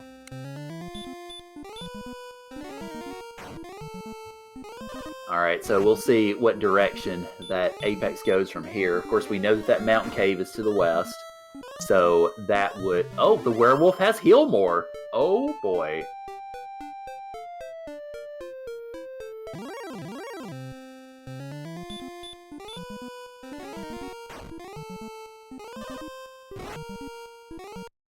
Smart by Apex are going Hurt before going Hurt more against the werewolf after he heal more, because he went all the way back to max HP, so a single Hurt more is likely not to take him out there. Right, yeah, he didn't want to cue that script again, so definitely smart move from him. And 95 XP later, he just pops back in and refills, and he's going to go off again. Yep, after this aborted try, we'll see what he does with the next one. Hopefully not run into a werewolf that does that again. Alright, so heading over, and apparently my count was a little bit off, actually. I think probably more like 25 paces. But Apex gets to the mountain cave, and so maybe we'll finally be able to see what lurks therein. Yep, we know we've got golems, we know we've got stone men. Still no sleep spell. So you gotta hope to get away from these. Heal is nice because as long as you can get away from them, you can just heal back to full. You've got MP to do it. There's no reason to take a single step in this cave without full HP. Yeah, definitely with the magic that they have, very much so. Finds an herb in the first chest, which is not great, but now we have the staircase and we have access to those other 4. So we'll see. Apex decided to go north first, so we get the 2. And we have a key! We have a key! That key is huge. That is going to open up, it's going to open the treasury, it's going to open the back of Tantagel. Eventually it'll open up Garanham once we find that. But at a minimum, that's 4 more chests. Yep. Now we finally have some momentum. Hurtmore was the beginning of it. That key is the next step. The Healmore is probably going to remind Apex, yeah, I should have started with Hurt. But yeah, it looks like momentum is starting to swing a bit more in Apex's direction. Brian, it looks like, is exploring a little bit, but more focusing on getting experience and hitting that level 11, finding the not the greatest stats in the history of ever, but finding that heal, which will definitely help. Yeah, I guess one thing I would say is, would you think that the thing that Apex found in that chest was a key item? You could say that, yeah. He does outside here. I'm a little surprised he didn't. I mean, gold grind isn't critical right now because there's not really a town close by to Tantagel, but I'd be wanting to find out what's in those 4 chests. Yeah, I could see that, definitely. I think... Oh, hello, Charlock. But yeah, I could really see either way. I think what Apex is prioritizing right now is trying to find the rest of these locations. Or at least find some more locations while he's wandering about the map and being able to at least put a bow on some of this exploration. Yeah, the hard part here is if he finds Garenham, he's not going to be able to... I mean, he could use the key, but it's not ideal. But here is a new town just south of Charlock. It's Garenham. You called it! I think you still use the key here. I think you pop in. I don't know. I think looking at chat, there's a plethora of experience in chat who might tell me to save the key, but I'm using the key in Apex's spot here.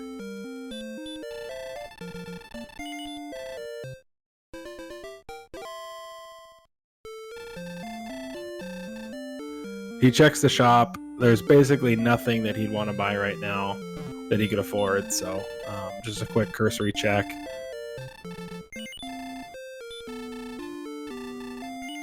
I mean, both of the big dungeons are checked off, right? So behind Garenham, guaranteed 3 chests, but in addition to that, what you're looking at behind there is the Jerk Cave, which is the Rainbow Drop Trade-in Cave, the Tablet, which is another item, or the Stones Cave. So or either Swamp. 4 chests or Swamp Cave, yeah. So you're either looking at 3 or 4 chests is what you're looking at. Did he just bail on that cave? Yeah, he saw the cave and walked away from it. Where's he going? I don't know. Oh, there's a town here. I think this town Wait, has to be coal. No, did we just loop around? Possibly, yeah. I think we'll we have to did. see what this is. I think this is Brecconary. We might not find out. We won't find out. I'm pretty sure that's Brecconary, and I'm pretty sure down below that was the staff trade-in. I think we just did a loop. Oh my goodness, how about that? But Apex here is going to be able to jump back, buy 6 keys, come back, check the treasury, and then I think he goes straight to the back of Tantagel, which at this point is more than likely a swamp cave. Yeah, I wouldn't be at all surprised. And over on the left-hand side, I know we've been paying a lot of attention to Apex because he has a key. Brian has slowly, completely caught up in experience. Has just chunked away at it, found a good zone, and is 130 XP away from... And here's a Green Dragon right here. He is going to take the experience... Nope, he's going to be 6 XP short. No, but he's going to take the experience lead by 9 experience. Yep, so I had noticed whenever you were starting to mention that yeah, the XP lead had suddenly vanished for Apex. And opens up the treasury, though, and finds gold in the middle chest. So we have a gold grind, but that was really about it. Yeah, I missed the upper left, but I'm guessing it wasn't useful. The upper left was actually empty, so I think that would make it an herb, presumably. Or a key. Because he did buy 6 keys. Well, no, I guess if it was empty, it had to be the herb. You're right. Alright, blue dragon on the spike tile, so both spike tiles are not great. Blues have hurt more in sleep, and reds on the other side. But we are in Swamp North, so we're going to be able to go through to Swamp South. We'll find out pretty quickly if we're on one continent or two here, because I don't think there's much land left to explore on the existing continent. And chat mentioning we missed level 12, and level 12 brought, let's see, apparently 13 strength, 5 agility, and 37 HP. So, holy Moses. Also picked up Stop Spell and Sleep, both of which utility spells that are actually pretty relevant right now. Stop Spell on anything with a Hurt More or a Sleep Spell, and then Sleep on something like a Stone Man. Just helps with survivability. It might help with a utility grind somewhere.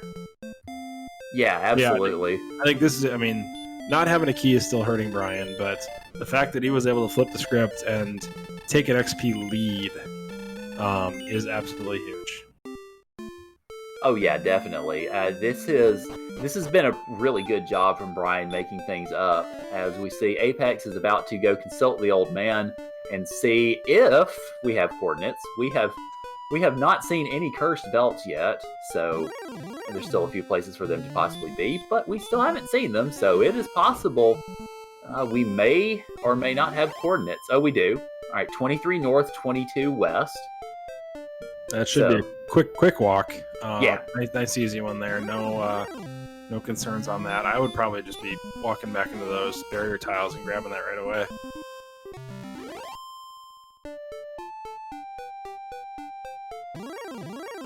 Brian is heading back to Mountain Cave now. This red dragon is going to try to stop him, but he gets away first try. If Brian can get keys, he's within a minute or two of Apex at this point, which honestly he's made up 10 minutes in the last 15 probably. Huge catch up by him if he makes this. Yeah, absolutely. He's straight to Garenham, so he's going around the other way. So he's going to find Garenham before he finds Mountain again.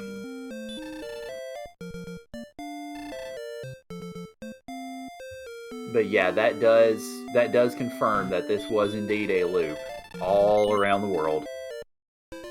I think Apex is thinking gold grind here as he checks the center shop in Cantlin, trying to find a magic armor or a flame sword. I think the closest flame sword is in Garenham, which I wouldn't trust being able to find.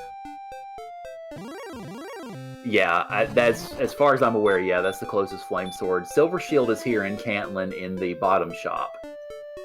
Oh, and DePaul's saying there's a magic armor down there too. So, I mean, yeah, magic armor is down there. You could pick up, what is that?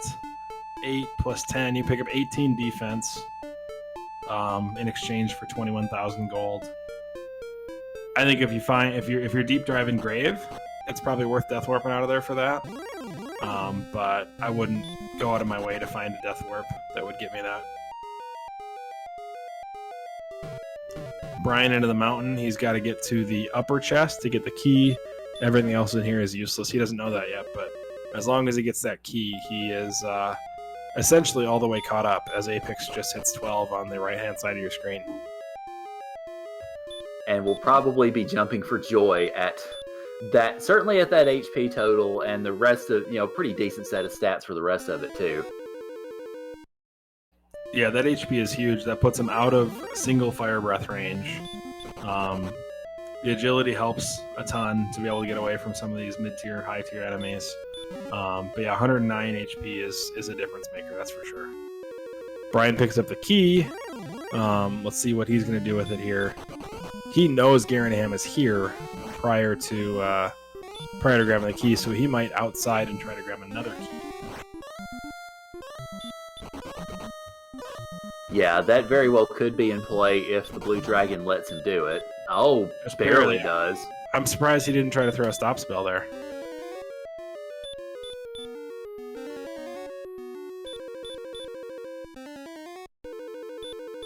Knowing they've got sleep, and sleep is basically a send home spell. Stop spell, not knowing stop spell resist, right? I don't know. It's a tough call there. Right. Yeah. Chat pointing out we're at 109 deaths. Yep, we're at 109 deaths at 99 minutes. So, this seed continues to taketh away. Brian appears to be walking out of mountain. This might be race fatigue. He has the outside spell. I don't know what for sure he's doing here. He might be trying. Oh, he's trying to death warp. Okay, so he wants a gold grind, I think. He wants to get the keys. He wants the gold grind.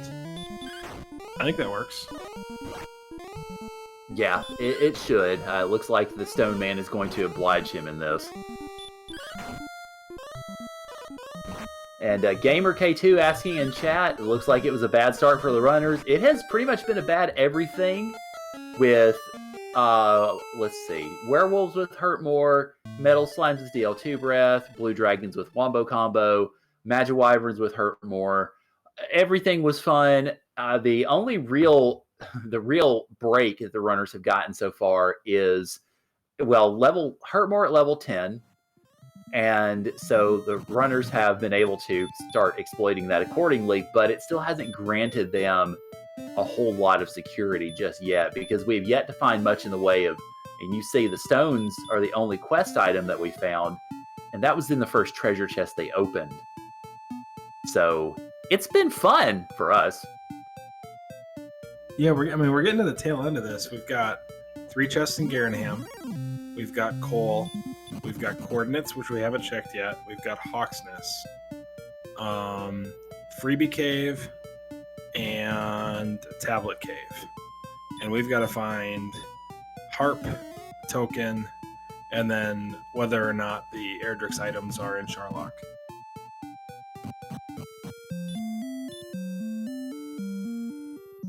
Apex has made it back to Garanham. We're going to see what these 3 chests are, as well as what the back of Garanham has. And Brian is trying to make his way through Swamp, and has taken down a blue dragon by the hair on his chinny chin chin. And he's going to grind it. It's quick death here, I think, is his goal. Yeah, it looks like it, because he's not bothering to heal or anything. Back of Garanham has a torch. Second chest is an empty. And the final chest is the first curse belt of the seed. So we do know, because of that curse belt, that one of the 3 spots has something on it.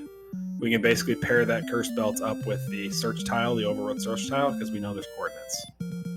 So that's that piece, and we've got the tablet in the back. So one more chest to check out here.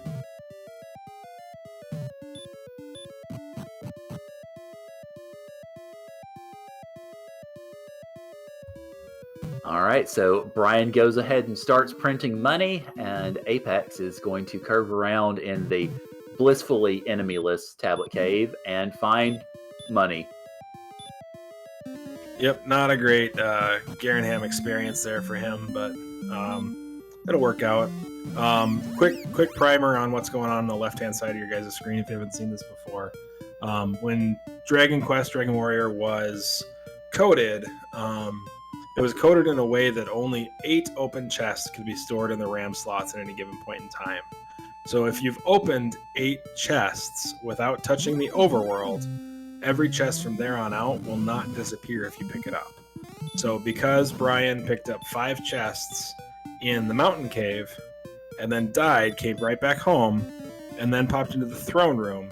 The throne room had 3 chests in it that are always open once you've started the game. So that was the 8 chests. So every single chest that Brian's opening here in the treasury will not disappear, which means he can continually take gold out of this middle chest again and again and again until he gets to 33,000, which is enough gold to buy every item that you can buy in the game. But he's going to stop at 25 there. I think he is going... 25 would be broadsword, magic armor, and silver shield, which is everything that's available in Cantland to him. So he's going to save here. Good call on the save so that he doesn't lose half this money on a death.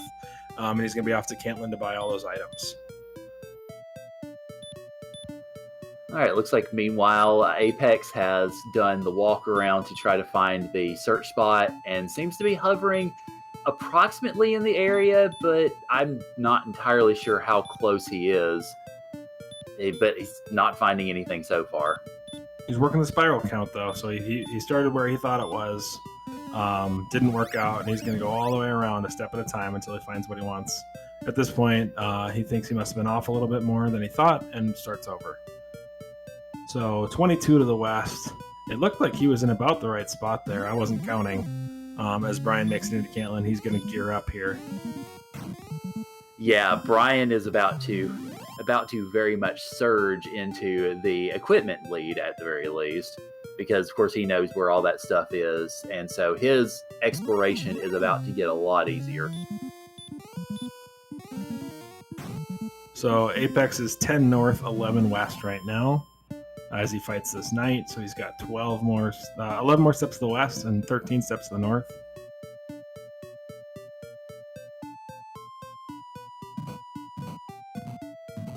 Little blip on that screen. I think that was 11.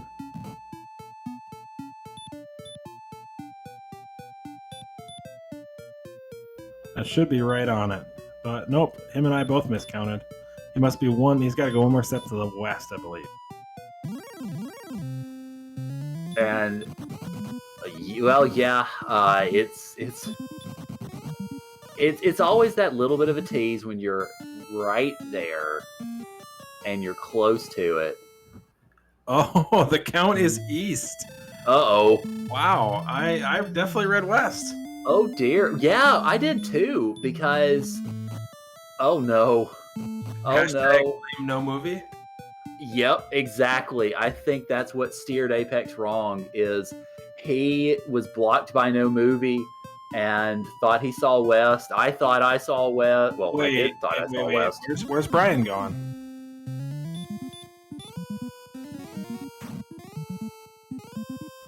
Brian went west as well.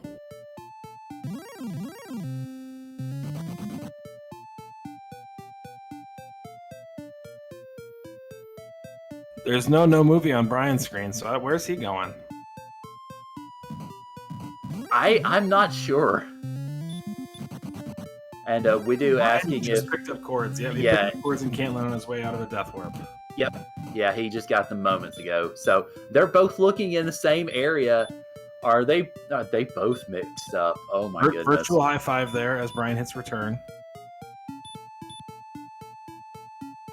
He is going to the east now. Okay. He is counting. He's still, if you can tell he's counting because he's got the intermittent stop in between the steps. I'm shocked that they both went west. I can understand it a little bit more from Apex's perspective because we all got fooled by no movie. But Brian's on the other hand, the only thing I can think of is sometimes I will get my Weists mixed up, and that might have been what happened to him. I think honestly, it might be race fatigue. I mean, they're 110 minutes in. This has been an absolute mental slog. I mean, it might just be they almost look the same, right? I mean, the letters are very similar. Looks like Brian's going to get it here on the other side of the map. And we find the Silver Harp. The Silver Harp is one of the 3 items we need to complete the game. We need the harp, the stones, the token. We turn the harp in for a staff. We turn all 3 of those in for the rainbow drop, at which point we can access Charlotte Castle. And it is worth noting that that is the first quest item that we have found in 107 minutes.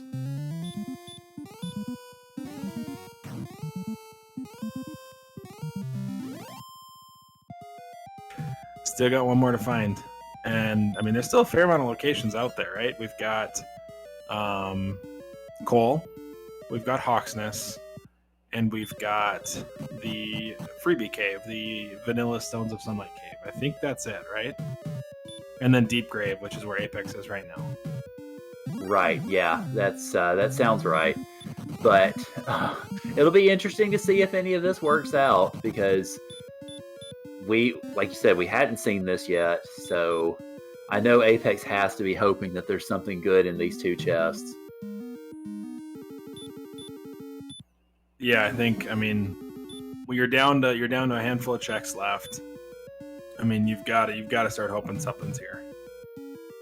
In reality, the only thing that still has to be on the overworld is the token.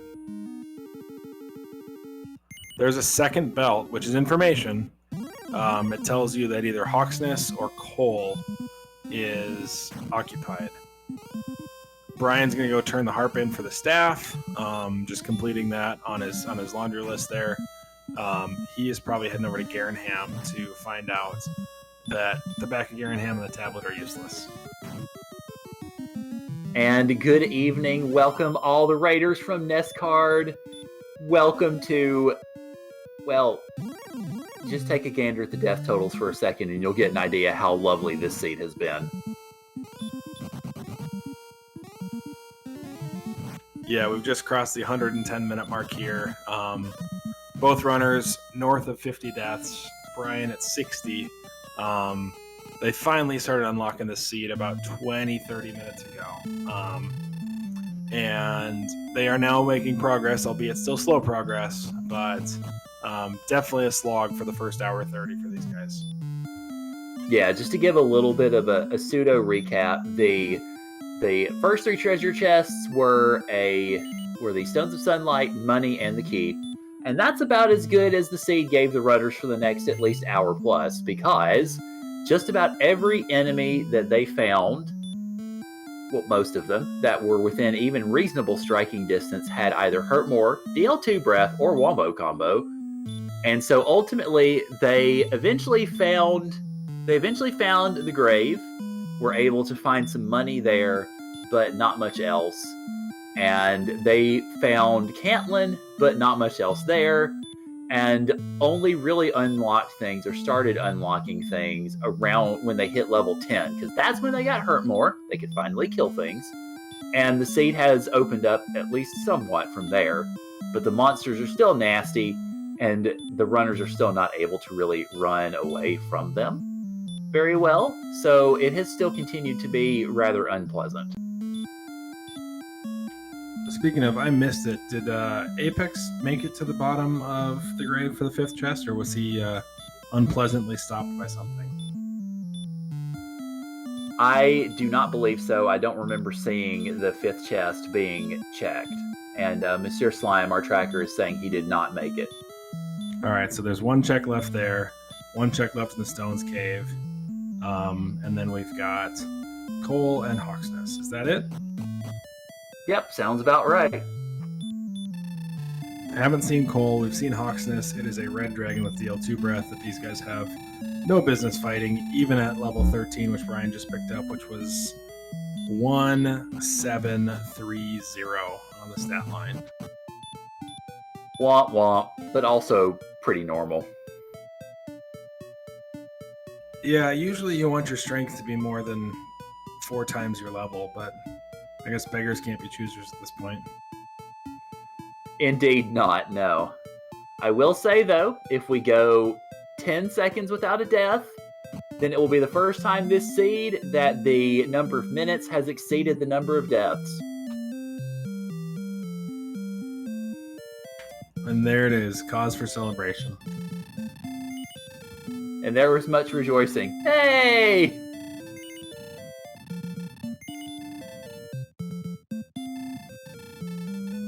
Monsieur, you can go ahead and add a handful more deaths that I'm sure we all missed because they were coming fast and furious. So you just pop those on both runners' totals whenever you get a chance. And yes, one of the prevailing memes that is coming out of this seed is the No movie, which we think may very well have screwed up Apex in this coordinate count, because we all thought that it was west, and as it turns out, it is indeed east in the 22. There it is. You can see it. I mean, a shining example of why No movie is amazing right there.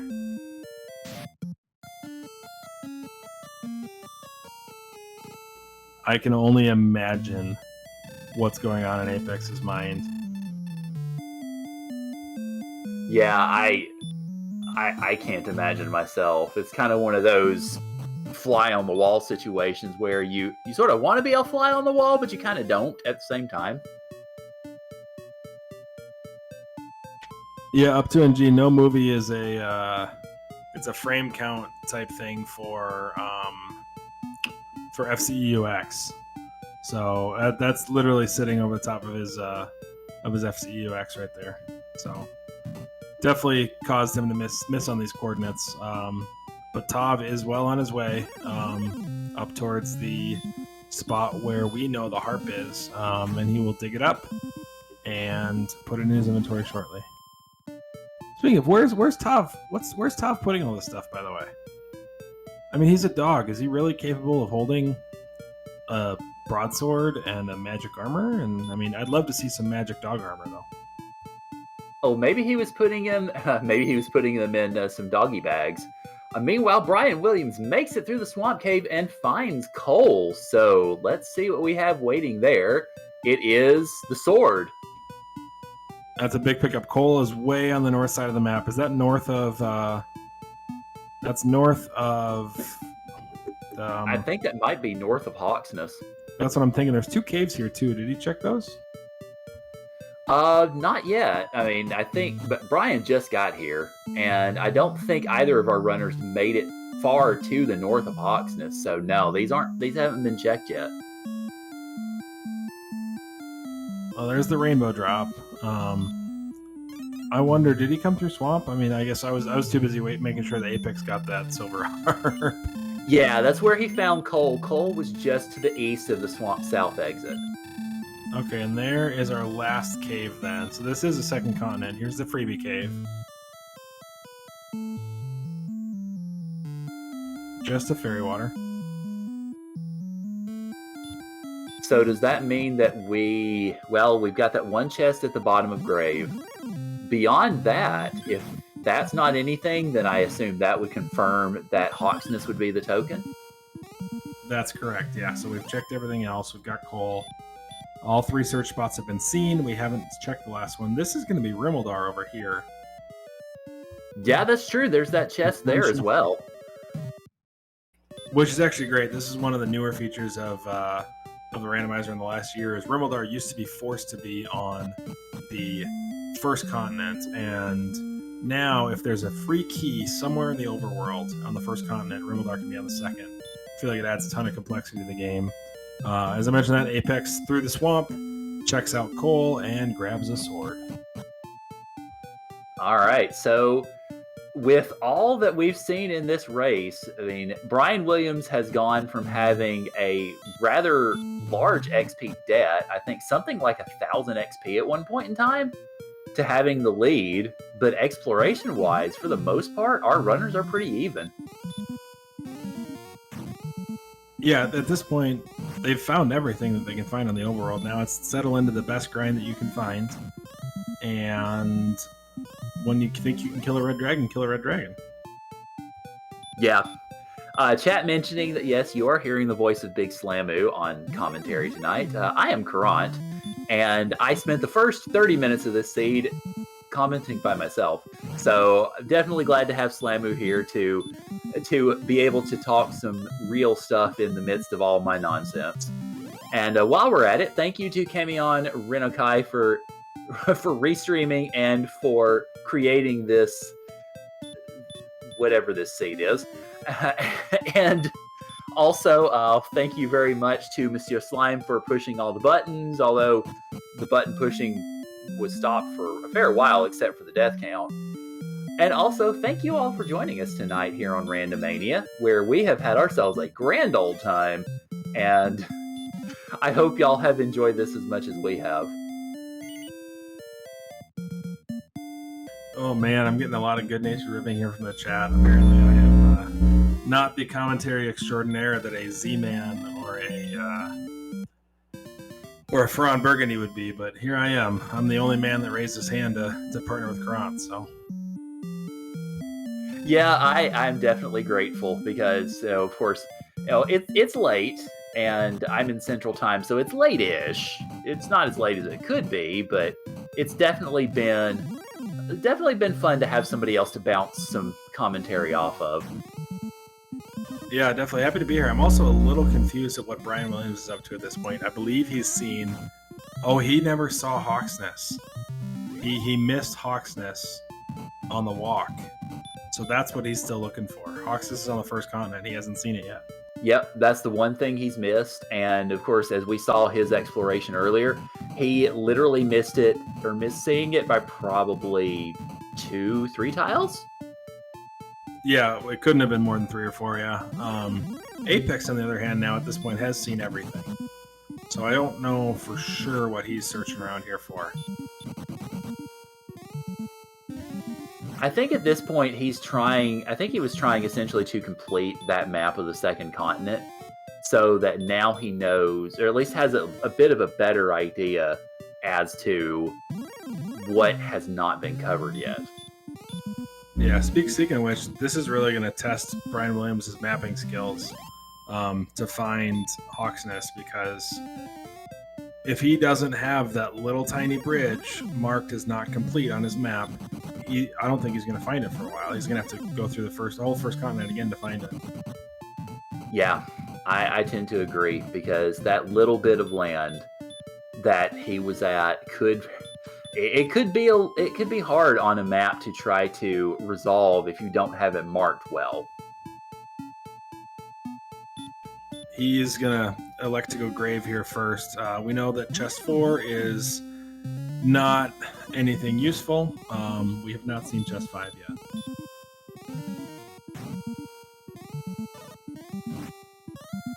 Again, a big thing here is, can you efficiently gain XP while doing these last little bits of exploration? Apex is picking up a couple enemies. Blue Dragon is not something you want to fight if you don't cast a stop spell at it first. I'm still surprised that neither one of them has tried a stop spell. But Brian has gotten 0 XP in the grave so far, whereas Apex gotten a couple of middling enemies. And there's Apex finding Stone's Cave. That's his last search. And now he knows that Hawksness or Deep Grave is the token. Yeah, it's been interesting to see this so far, as we see Brian making his way toward that final chest, and we will find out in mere moments if Hawksness has the token or not, or if it is here at the bottom of grave, if this wolf lets him. Although it looks like Brian is just going to try to punch it down. Punch and then hurt more, I think, is a strat, because he's got that heal more. Yeah, so he is able to get through it, and we'll see the contents of this treasure chest momentarily. If it is the token, then Brian is bailed out. If it's not, then Hawksness it is. It is a key item, but it's just a flute. So we've got a token under the Red Dragon with deal 2 breath, and we've got armor in Sharlock. So folks, if you were under the impression that the seed was going to end anytime soon, sorry. We're still going. It's going to be a bit, and it's going to be fun.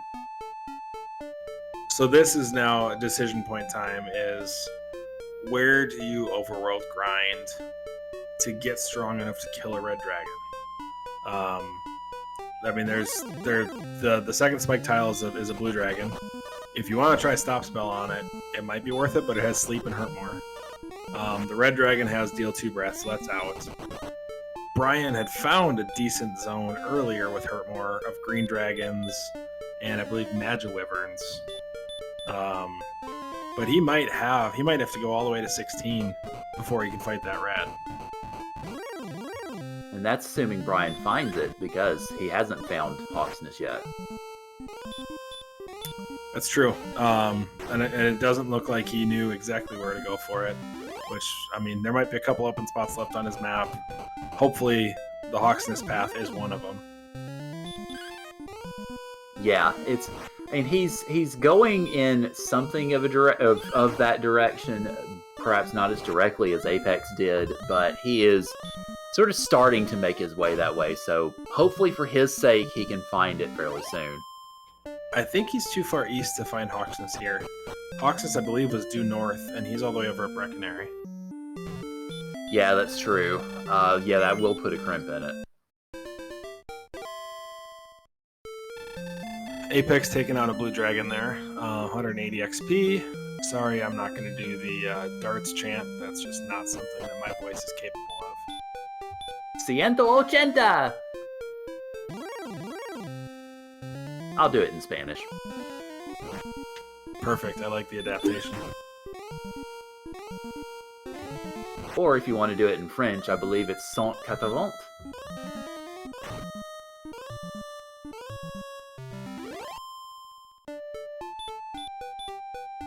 That's about all the numbers I remember from my foreign language studies back almost 20 years ago in undergrad.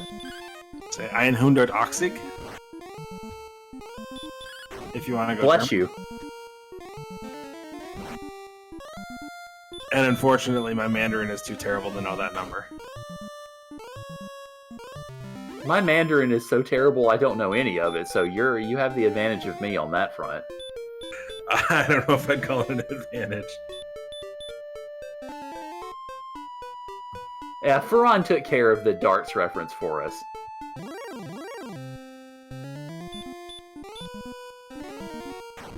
Glad you could help between hiccups, Ferran.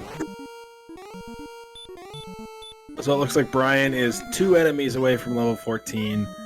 Hoping for a heal more, but he's also hoping to find Hawksness. Apex knows where Hawksness is. He did get the last chest in the grave.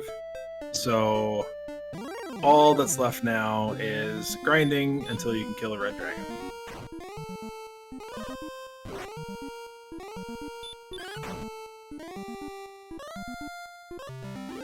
Cooper, the change is there's a max of 50% DL2 breath and a max of 50% sleep, I believe. Or some sort of combination of if they're both on an enemy, they can't have more than 50% of each.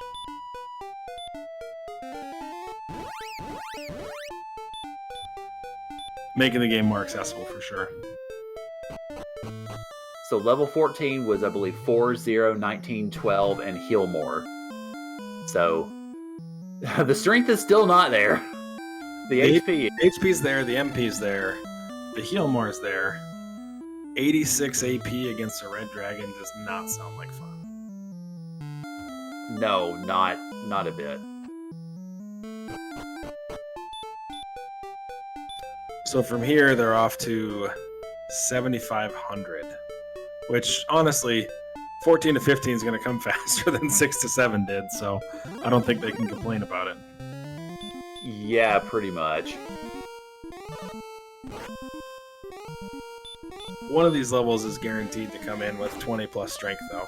That's just kind of how it always happens here, right? You run no strength for 15 levels, and then all of a sudden level 16 is 39 strength.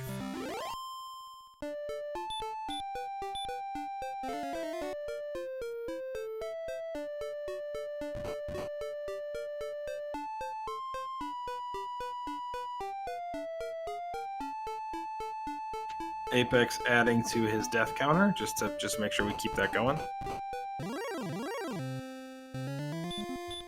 Yep, we are currently at 115, so the minutes counter has now gone a little ways beyond the death counter. So I suppose there's that's about the only silver lining that our runners could really find at the moment.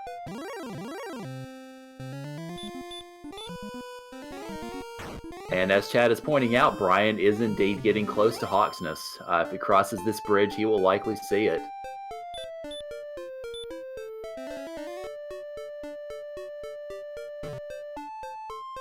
Oh, there it is. He saw it.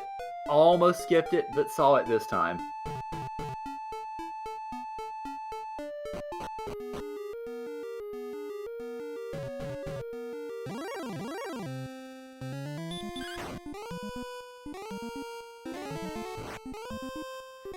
So more people saying how wonderful of a seed this is.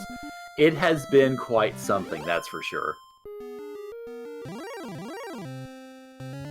And Mofahar, no worries about not having watched darts. I had to ask about it too. And I asked about it on commentary, so it's no shame in that whatsoever.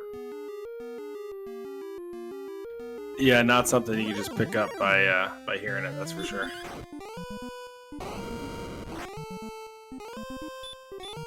So Brian, with 5 heal mores left, is going to take a shot at this red dragon. He's looking for basic attacks like that.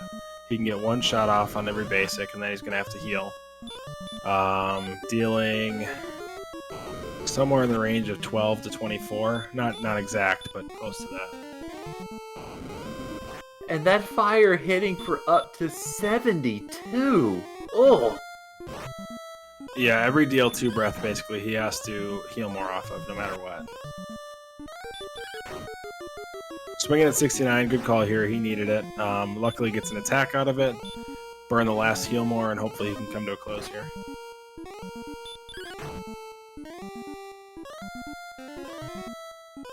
Oh my god! Dear ever-loving Jesus, this siege just kicked them both in the wrong parts. Oh my lord. So he did manage to pull off a stop spell there, so he does know that he's not a 15 out of 16 stop spell resist. So he's going to have to get off a stop spell and then go through that same fight and counter again. It's definitely beatable. I mean, Brian showed us it's beatable. I mean, he's going to have 11 heal mores going into it now. He only went in with 5 last time. Yeah, So there is that. Token. All he's getting out of this is the token. Yeah, oh my goodness. I mean, it is doable, like you said. It is beatable. So there is that comfort, but it just feels like another slap in the face at this point.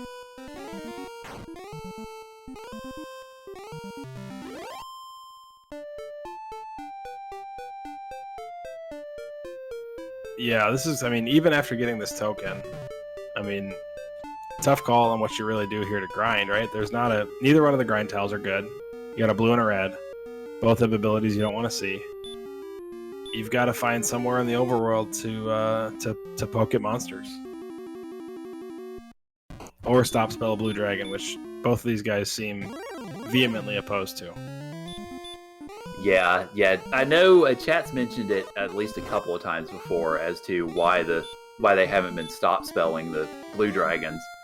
And looks like it takes a couple of tries for Brian Williams to get the red dragon stop spell, but now is at least able to chip away at it, heal with the DL2 breath, or after the DL2 breath.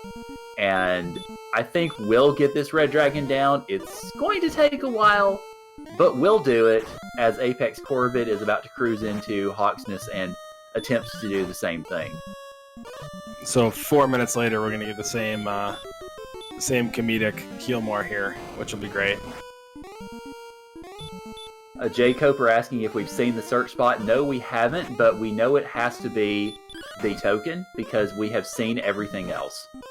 Yep, this is the last chest or search tile in the overworld, so has to be token, which means we definitely have armor in Sharlock.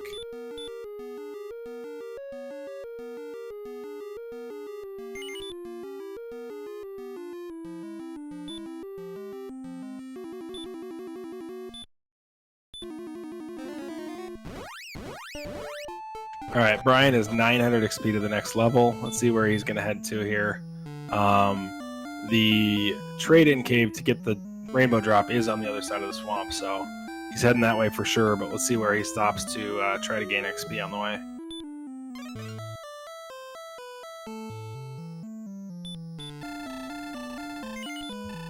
Jay Coper mentioning go ahead and dive Sharlock, given how wonderful the grinds have proven to be. And they both know where Sharlock is. It's a decent distance away, but it's not a super long walk. Yeah, with Hurt More, Sharlock might be faster XP than anything else they could find. We don't know the blue stop spell resistance, right? If blue stop spell resistance is 12 out of 16, it's probably not a good grind no matter what we do. But if it's 1 out of 16, blues are the place to be. Right, yeah. It'll be interesting to see what the runners decide to do here. As, Apex is not able to take down that red dragon.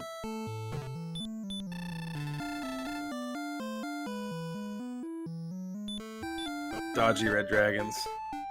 Send him back. He's got to go right back, right? There's nothing else to do there. Brian has his rainbow drop, and he's off to find 900 experience. Yeah, for Apex, this is it. There is nothing else. Gonna go ahead and restock on keys. I guess just more as a comfort than anything else. But yeah, it really looks like at this point in time, you would have to say that I wouldn't necessarily say that Brian is firmly in control of the seed, but I think Apex would have to do a lot to try to catch up, and it looks like that something is going to be grinding those blue dragons.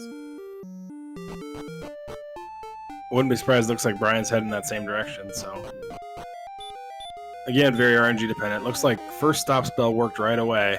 So this could be the grind. Yeah, that's what it looks to be. And Upton and G asking what the other spike tile is. The swamp was the blue dragon, and then of course you had the red dragon at Hawksness. So yeah, the blue dragon being stop spelled, I think is going to be the grind of choice from here on out.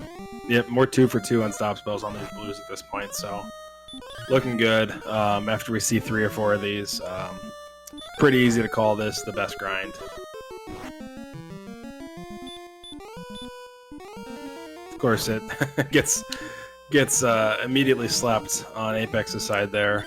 Looks like no stop spell resistance on the blue dragon is what we're seeing on those stats from the tracker. Thank you, Monsieur, for pulling that up. So definitely the best spot to stop and grind. Yeah, both of the runners look like they are very much settling in here as long as they have resources. And Looks of course, like Brian deciding against it. The one difference here is you're swinging with 86 AP, and Hurtmore does 65 damage. So if you're going to Sharlock and you find most of Sharlock is Axe Knights and Werewolves, that's faster experience, and you're getting armor on the way. yeah, that looks like that's what Brian's thinking. I think both calls are good, right? I mean, eventually what you're trying to do here without armor is if you can save the second dive, you can save 5 or 6 minutes. But doing it in 2 dives isn't the worst thing in the world either. Yeah, it looks like Apex is having some really bad Hurtmore luck. That's 3 misses in a row on that blue dragon. So I'm surprised he's throwing Hurtmores here. I feel like swinging is the answer. yeah, I think that's the approach that Brian took to the blue dragon, perhaps plurals, that he took out when he was in Swamp Cave. I think Brian definitely wants to pick up 15 here before he hits Sharlock, and he's well on his way. He's 380 XP to go.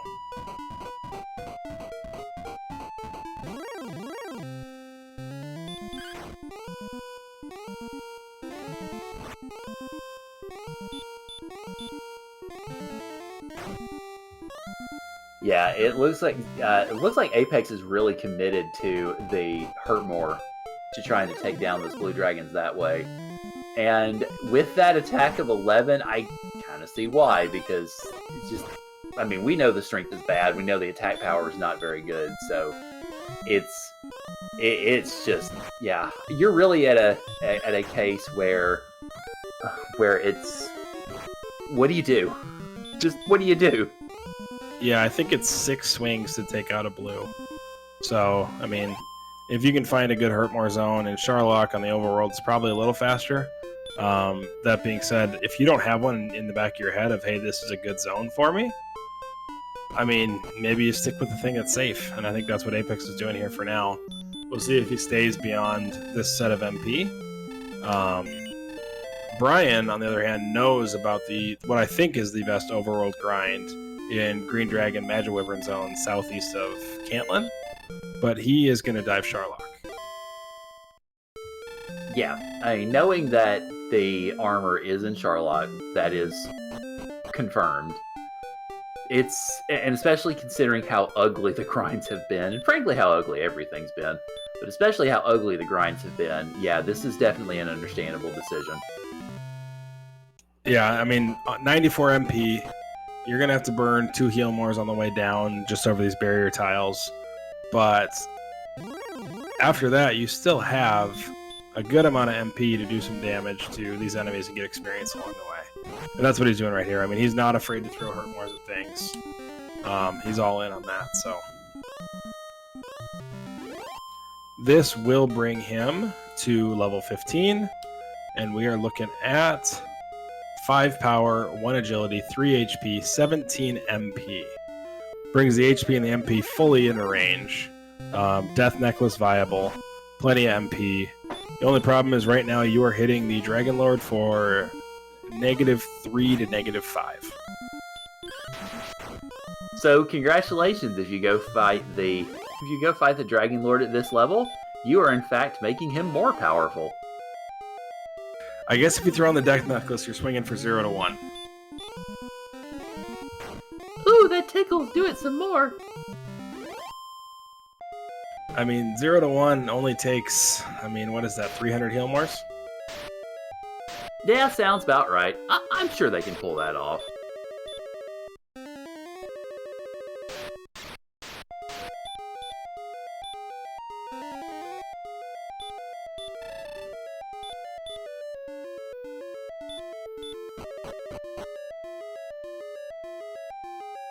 All right, so Brian in the first floor of Sharlock, or second floor of Sharlock here, the first outsideable floor, the first floor that the game codes as a dungeon. He's walking through here. There are golems in this zone as well as both sets of knights, axe knights, and armored knights. Good zone. There's stone men here too. Easy runs for those two. Agility is still not good. 65 agility at 15. Finding reds in here would be less than ideal. A red dragon might put a stop to his run. Anything else is probably okay here.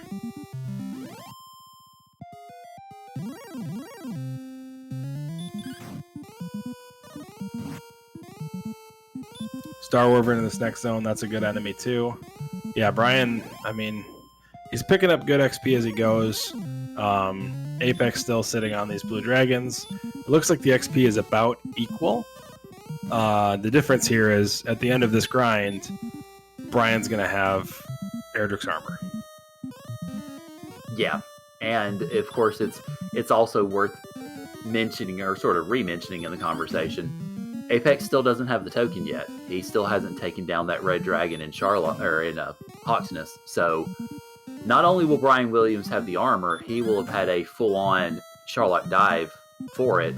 Will have more experience and is going to be in a much, much better position to finish this thing out than Apex. So I think we are starting to get to the point where it would take a wipe against the Dragon Lord for Brian to lose this. The XP lead, of course, it's starting to increase a little bit, but it's not too much to overcome.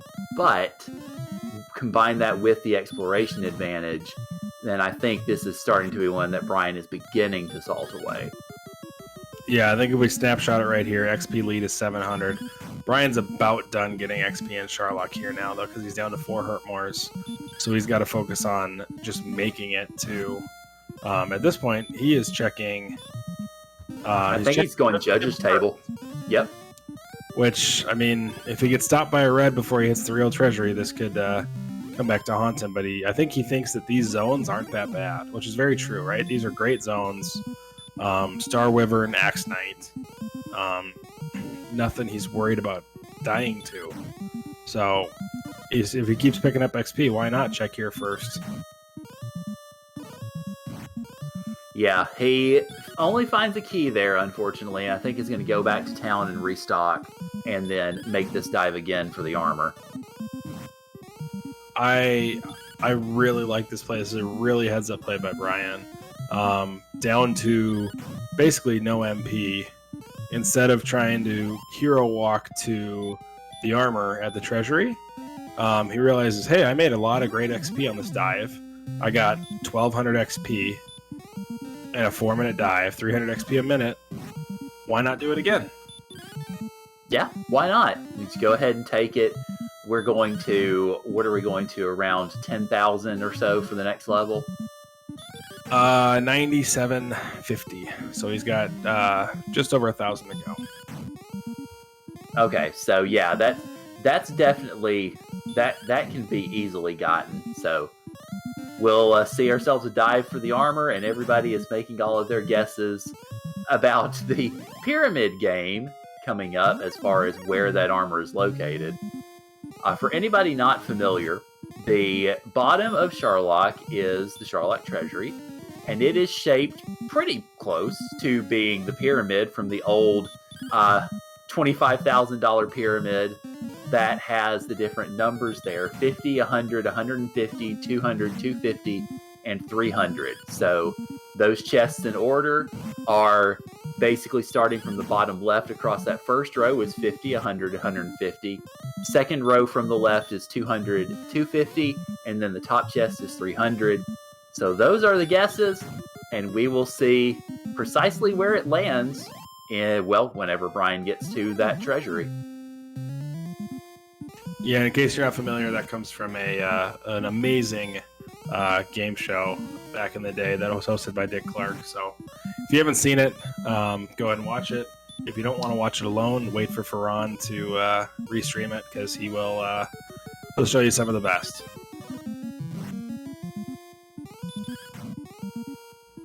Yeah, one other thing left to pick up down here in the bottom of Sharlock is the Fighter's Ring. So they'll pick up two attack power here. Not the most useful thing in the world right now, but once we get in the 120s, it does make a difference in number of attacks to kill. So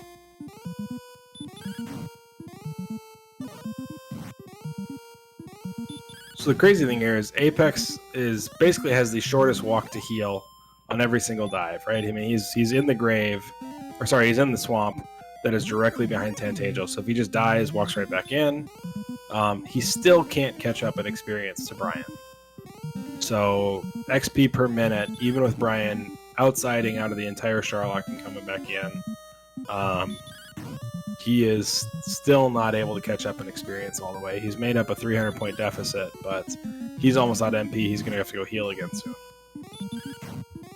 Yeah, it looks like the one thing that we can say about Apex's grind at this point is it looks like I'm not sure if he stopped casting Hurt More because of all those blocks, or if he stopped doing it because he's starting to run low on MP. But either way, he's shifted to more of a just straight attack strategy, which seems to be working at least a little bit better. Yeah, I think attacking is better here. And he did pick up 6 strength, I want to say, on level 15, to give him a couple more points of damage on average. Took a swing and a half off of the average there. Yeah, so obviously that'll help a little bit, but like you said, Brian has found lovely enemies to just straight out murderate with Hurt More on the way down for the armor, and it is strictly an armor grind or an armor search, because he's not hesitating to use Hurt Mores at all. So gonna go down for the armor, probably outside again if he has the MP for it, rest, and then dive number 3, or levels, and then dive number 3. I think he might just stay here. He might just re-dive Sharlock again and again, or find the zone that he likes the best and keep hitting it. I don't think he goes to try to find a grind anywhere else. Yeah, I mean, that makes perfect sense at this point, given what he knows about Sharlock, given the enemies that he knows are here. I wouldn't be at all surprised if he heals up, goes back in, and just paces around the first floor for a while, taking down those enemies whenever he runs out of MP, rinse, lather, and repeat, essentially. Yeah, you've got Axe Knights, you've got AK-47s. What you have also, I think, is Stonemen and Golems, which I don't think you want to fight, but you just run away from quick. Right, yeah, I think that really is going to be the best strategy at this point. And Brian knows it too. I mean, he's going for the armor now, but is definitely cataloging all these enemies, has figured out pretty much everything that he needs to know about them, and is, I think, well on his way to trying to get the levels that he needs, including level 16 coming up right here with 30115. So more magic, but more grinding too. Wow. That's brutal. And speaking of brutal, here's a red dragon that's going to come in and try to cut him off. This is his last heal more. He's got to get away from this red if he wants armor. That being said, not the end of the world if he does not get away from this red, because he's just going to do this all over again, right? He doesn't care about the armor. He cares about the experience, and staying here is better than death warping and having to walk all the way back. So he's going to outside, abandon the armor, and go again. Yep, fair enough. And Future Side asking, where is all the strength in this seed? The answer is in another castle along with Mario's princess, because we sure haven't found it yet.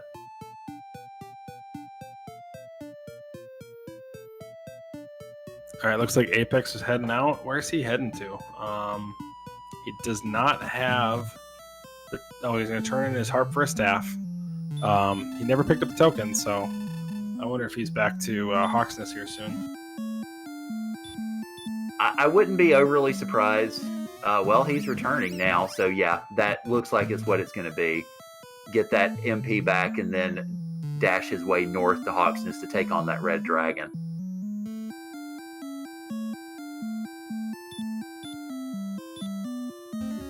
Also, I'm glad that I could remind y'all of an event that I only learned about in Twitch chat because I don't watch Nintendo Directs, so my chat had to tell me about the wonders of a Chris Pratt Mario.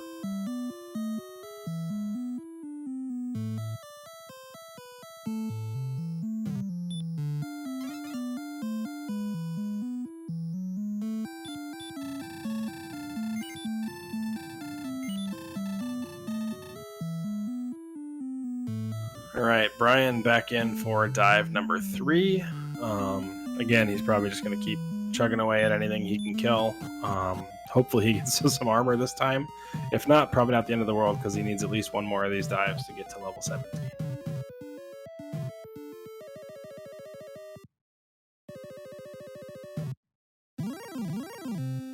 Apex still sitting on the blue dragons.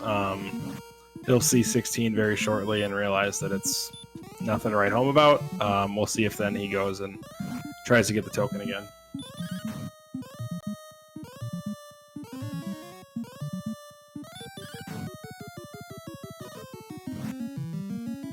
And Charlock being in the northeast corner of the first continent, through what we call Plus Island, around Cantlin, it's probably, I don't know, 9 or 10 screens worth of walking. Not the worst place to have to come back to, but not something you want to do 2 or 3 times. Yeah, it's not ridiculously long, but yeah, if you repeat that walk multiple times, it will eventually just drive you nuts. So the outside heal at Garenham comeback strategy is serving Brian pretty well.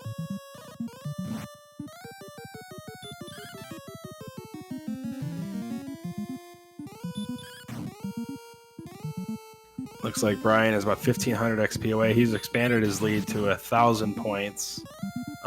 Again, I guess Apex went and turned in his harp for a staff, but this blue dragon is just not keeping up with any hurt more enemies. So continues to fall a little bit further behind in XP.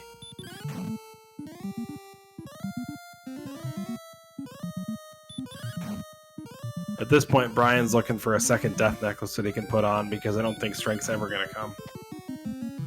I was going to say, why stop at a second? Find a third and a fourth. Of course, that would also have your HP around probably 50 at that point, so then the DL2 could just walk up and blow fiery smoke from his nose and you'd be dead, but eh. If that's what it takes to be able to do damage to him, I guess you gotta do it, right? Yeah, risk it for the biscuit, as they say.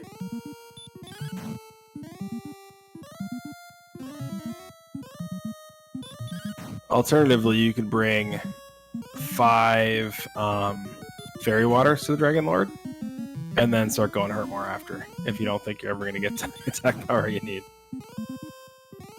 Oh, good grief, wouldn't that be something? I mean, it's worth 62.5 damage, the fairy waters are. And then a hurt more brings you to 125-ish, and you just got to swing the last 40. Yeah, I'm sure they could pull that off. No problem. I mean, these are great runners. I mean, all you gotta do is land a 1 out of 16 once.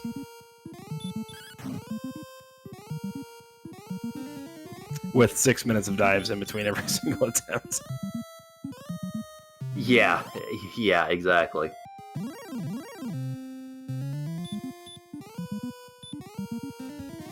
So, if anybody happens to have just joined us for this race, welcome to 2.5 hours of Hurt More, DL2, Wombo Combo, crazy exploration, ridiculous grinds, not getting any sort of relief until level 10, and, well, it's been interesting. We'll just say that, as Brian runs out, or just about runs out of MP, dives back out again, goes for another refill, chases more levels, and hopefully is able to make a good dive of it this time, but we shall see. I mean, it's 1300 XP, 1400 XP every time he dives. It's not a bad result. One of these times he does have to grab the armor, though. Yeah, it's not a bad grind in the slightest. I mean, we've seen, like you mentioned, his XP lead over Apex has expanded now to about 1200, not counting this upcoming Dragon Death. And it's just going to get bigger because the monsters he's finding in Sharlock are far friendlier than this blue dragon. Yeah, I mean, I think Apex might be getting 1.5 dragon kills per minute, whereas Brian's getting probably 3 real enemies. I was going to say, does that mean that the blue dragons are fake enemies? I mean, when you're swinging for, you're swinging like you're swinging a popsicle stick at them. It doesn't do a whole lot of good. Yes, Avast, have at thee with my bulletin board pen. Haha. I mean, at least the popsicle stick has a really good joke on the bottom of it. I don't know what popsicle sticks you have, but mine never had that. Oh, you missed out as a kid then. It would appear so.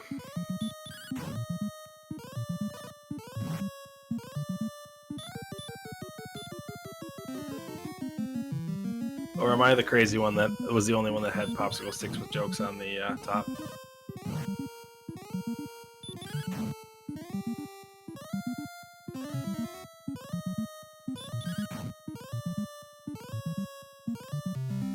Oh, now we have started reminiscing. Ah, childhood. I mean, we're playing retro games. What do you expect? It's gonna happen. Here we got Brian Williams killing another Armored Knight, bringing him to level 17. Let's see what we've got. We've got 1 power, 1 speed, 7 HP, 6 MP. What in the world is this seed?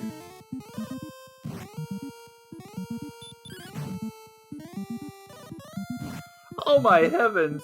Oh my goodness. So I will again reiterate, Slamu, I'm happy that you're in here to commentate with me, because I think if I had continued to do this by myself for the 2+ hours after you joined me, I think I might have gone insane by this point. That's okay. I'm sitting here regretting it.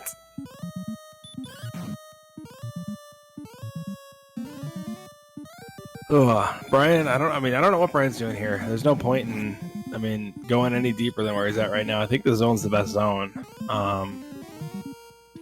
He's not going to get to the bottom with 59 MP.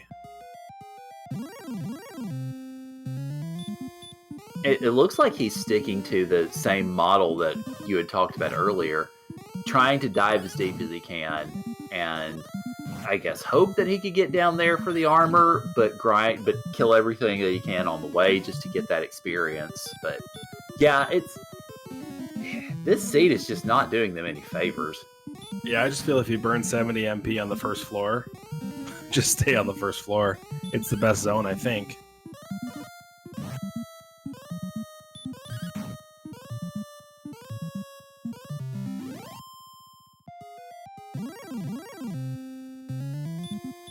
And at this point, I can pretty safely say this is going over 3 hours. These levels between 17 and 19 are really spread apart. Somehow I doubt that 17 to 18 is going to be enough strength. Settle in, we've got another 20 plus minutes of this.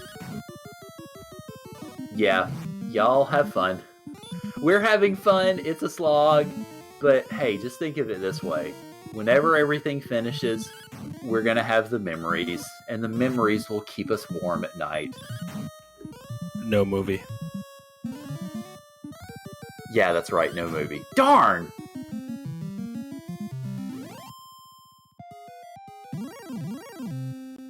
Looks like Brian is committed to trying to get the armor on this dive. He's running from Axe Knights, and Axe Knights are the most efficient enemy he could be hurt-mooring, so... So, I do feel this question may very well be pertinent at this point. Do you think either of the runners are going to want to do an interview after they finish? Brian's a night owl, so is Apex. I don't think they're... Outside of the mental grind that is this seed, I think both of them are normally up well beyond this hour. Okay, fair enough. I do think, thinking about what they're thinking about, I think they both think they're behind at this point. Oh yeah, you would have to imagine that both of them are thinking this because, oh my goodness, yeah, with as much as this seed has just walloped them, yeah, I mean, they have to be thinking either A, oh my god, how have I not lost, or B, oh my god, how is my opponent not finished, or probably both. Yep, so Brian had, I think that was 4 or 5 run fails from that red dragon. Ended up using up all of his remaining MP and most of his remaining herbs. He is on the U-shaped floor, so he's got about 40 steps, or call it 5 encounters at his encounter luck, before he finds the treasury, and this is his last herb. There's 1 heal spell left in the tank after this. He really wants the armor this time, especially because he can't cast outside. Yeah, he's fully committing to it at this point, and it's drawing closer. And then a red dragon steps in. Oh no.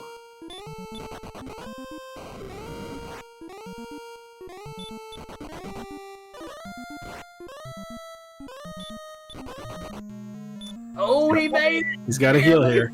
Oh, the magic key will not open the brick wall, Brian. Sorry about that. Wizard guarding all 6 chests. He gets away. We've got the 3rd key. We've got a torch. We've got a 3rd cursed belt. There is the fighter's ring. He's got 2 chests left. He's got to make 3 steps to get the 2 chests. Puts on that fighter's ring to go all the way up to 97 AP and picks up the armor. Final chest is the dragon scale that he does not have yet, and he gives it up. He is not wearing a dragon scale. Oh no, he is. He is. So anybody who guessed 300 on the pyramid game, congratulations. You're the winner of all of our love and affection tonight.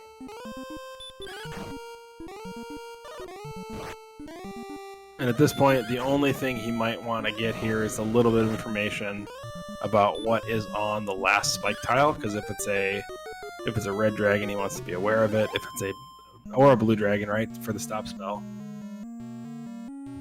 Yeah, I think that's the only thing really to be gleaned from it at this point. And it looks like a red dragon, does not deny him that.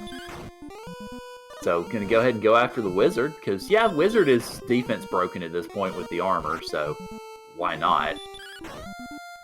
Yep, he's gonna be able to pick up a little more XP here. Apex on the other side, once he kills this golem, he's gonna be within 400 XP.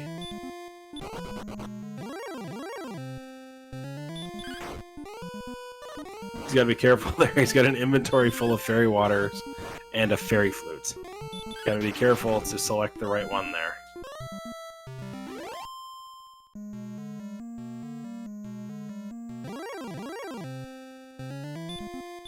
Star Wyvern not quite defense broken, but Brian Williams comes up with back-to-back crits to finish the Star Wyvern. He might make it all the way to the spike here. Yeah, this is... I wouldn't have expected that this would be the drama that we would have at this point in the seed, but it's drama nonetheless. Can Brian make it and get that information? He's able to take down this Star Wyvern, so gets a little bit more, runs into an Axe Knight, runs away from an Axe Knight, so it's looking good. And he's made it, and we have Golem. Hello. Golem is not a bad spike to find there. Worst case scenario, you can flute it. Once you get real AP, you can beat it without burning a heal more. So Golem is one of the friendlier spikes to find there. So now, presumably back to Sherlock for, I presume, a continued grind, because the levels, the attack just isn't there. You're not even damaging the Dragon Lord right now, and you're barely damaging it even with the Death Necklace. Yeah, 14,250 is that next level. At 132 MP, we've got 16 heal mores. Death Necklace would basically remove any doubles, so we need 18 attacks. We have about 18 or 19 attacks on the Dragon Lord.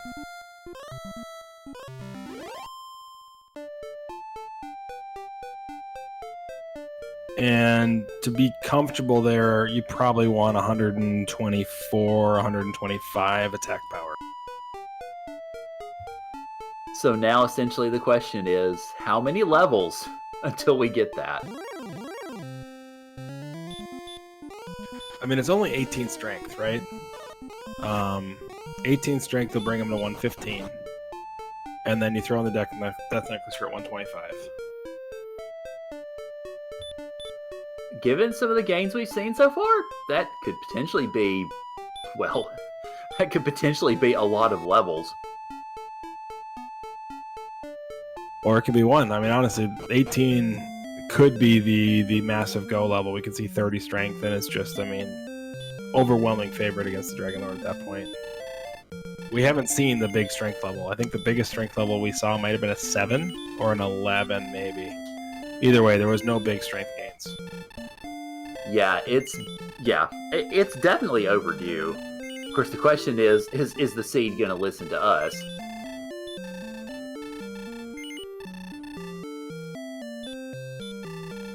Either way, that 66 agility is making this dive fun.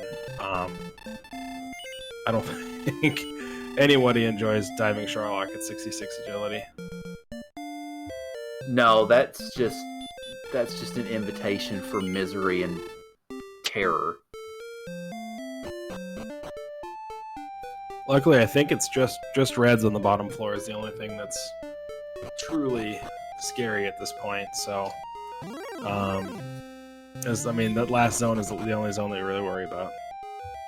Yeah, that's how it seems. Once you get to that U floor, the red dragons are really the only thing kind of standing in the way, because wizards are fine, wizards are doable.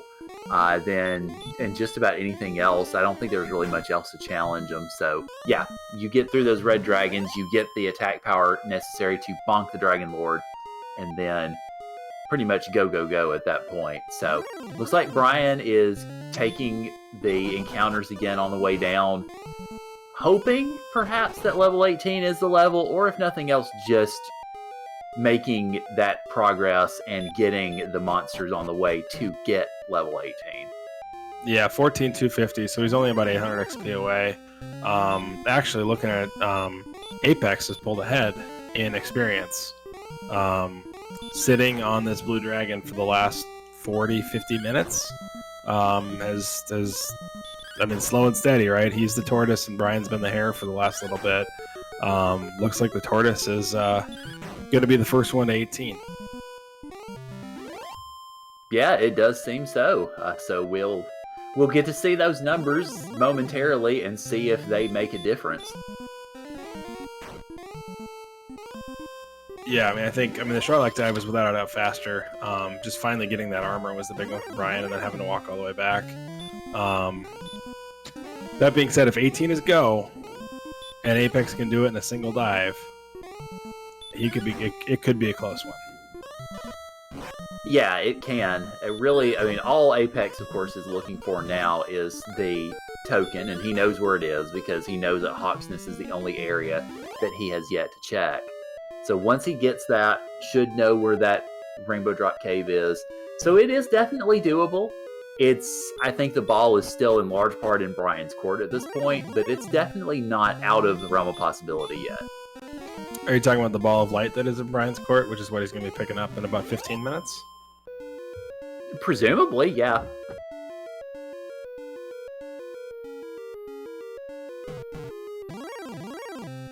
Yeah, it looks like Brian likes this second zone, which is Star Wyvern, Axe Knight. I don't know the other ones. I think the Stone Men are in this one too. Which is just an easy run. Next enemy will give Brian level 18 here. And honestly, if it's 40 strength, this dive is the dive to win. He doesn't even have to outside. Right, yeah. If it's a big strength gain, as long as he can keep enough magic, then yeah, it's go. It looks like he's being pretty using with the magic. So here comes 7, 2, 4, 0. Not even close. He knows it. He immediately sees it in the screen and closes it out. He needs level 19. Yep. Keep going. So that's the difference maker here. So level 18 does not speed up Brian Williams' leveling at all, whereas level 18 will speed up Apex's leveling. And Apex just picked up 18 now. That 7 strength when you're swinging on blues makes a difference. Brian's hurt mooring enemies. Strength doesn't do you any good.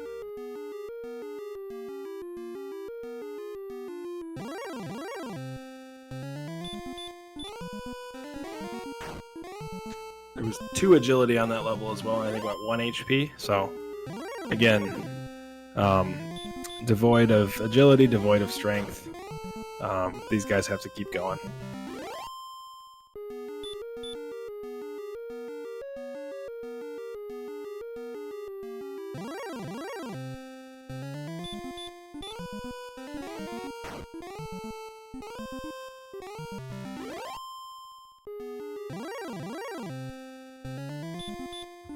Yeah, as chat's mentioning, if Brian puts on the death necklace, the blues are out because, well, he can't go back to the castle. So this grind that he has here is pretty much his best option, and it looks like it's serving him well.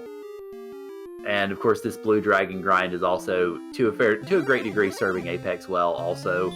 So let's just let's settle in and see what 19 brings. We're starting to get into the definite high XP grind here, starting to get toward the potentially highest level that we've seen in the tournament so far.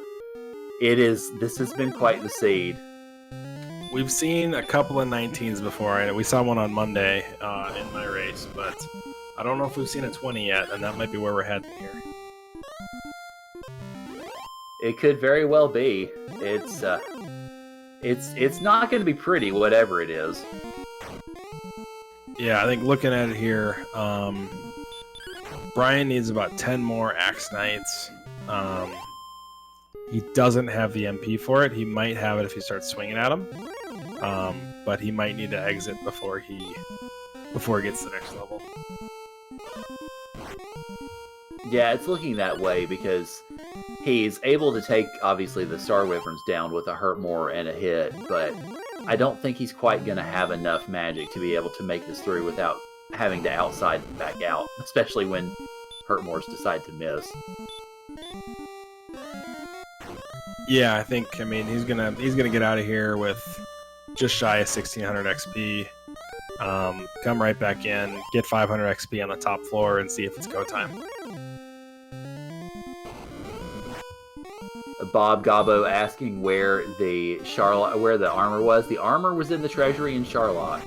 It was the top chest, or $300 chest, and it was the last major item that our runners have found.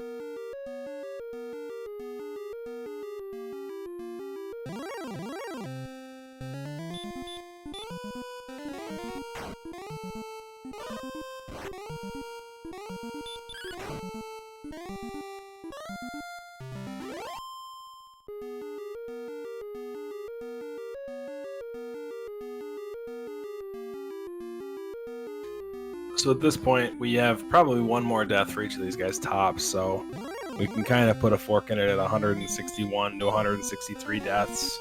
Sorry, 121 to 123 deaths. Again, no math during Dragon Warrior time. Either way, that's That's got to be an all tournament high, I think. From a clock standpoint, this is probably an all tournament high. I don't know if there are any other tournament records set out there, but this was a good one, that's for sure. Yeah, this has definitely been quite the seed. It's been very entertaining. I imagine for the runners it's been very frustrating, but it has definitely been well worth the ride. So we certainly appreciate all of y'all joining us here for this wonderful seed.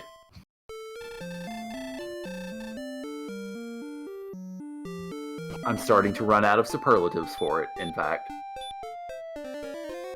I don't know if wonderful is the superlative that either one of these runners is using. Nah, it's what the audience is using, though.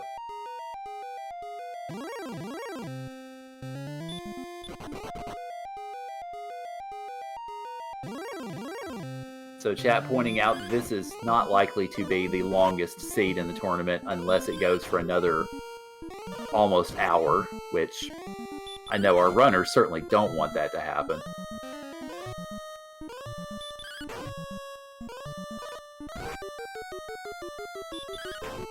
I must have wiped a 3-hour, 54-minute seed from my memory. That sounds absolutely brutal. I mean, I could certainly see why you would wipe that seed from your memory, because dear God in heaven, that sounds awful.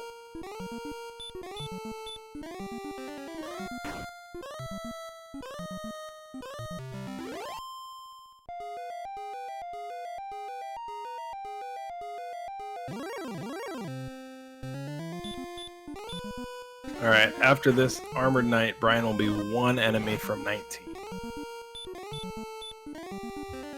So chat, cross your fingers and your toes and your eyes and your ears and anything else you have if you want a big strength gain to come out of this level.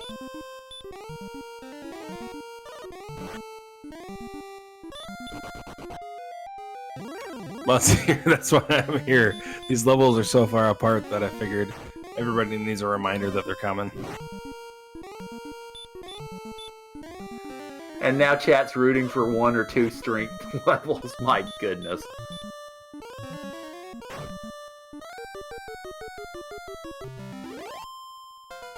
Alright, here we go. Level 19 for Brian Williams is 4 power, 2 agility, 2 HP, 4 MP.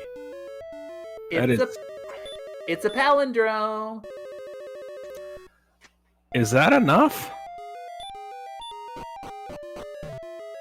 I know it's not, but it might be. I mean, Death Necklace, with Death Necklace, you're at what, 4 to 9 right now, so averaging, say, 6, that's a lot of hits. That's 27? Yeah, 27 hits on not nearly that many Hurtmores, or Healmores. Yeah, 6.375 average damage per swing. 111 HP means you're not getting doubles. 136 is 17 Healmores, so call it 21 swings. You need at 6 point. Oh, Fairy Water. Maybe. Yeah, that is true. Fairy Water would speed it up, because Fairy Water's 9 to 16, right? Correct. It's a 12.5 average. Brian with the Fairy Flute can only probably fit 6. He can fit 6 because he doesn't have Gwaelin's Love. Problem is Fairy Waters are far, far away. But 6 Fairy Waters is 72.5 and 6 attacks.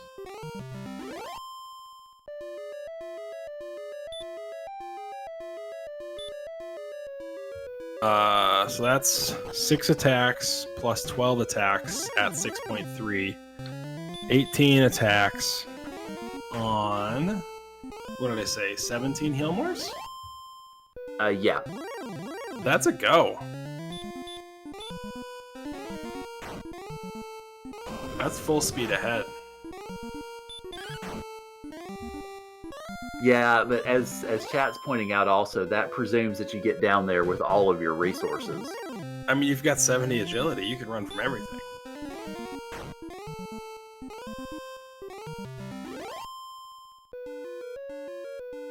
Schmike, I think you and I have different stats there because I have 17 swings plus 6 fairy waters. And I don't think a fairy water's worth 4 swings.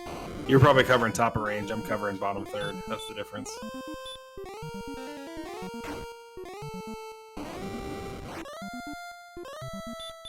Fairy water's just a death warp away.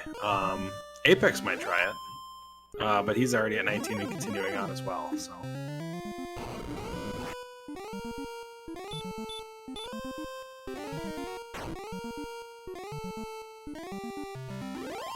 Actually, Apex couldn't pull it off because he's going to take a whole heal more's worth of damage on spike tiles. Yeah, I was going to say, yeah, Apex still has to worry about getting the armor in the first place.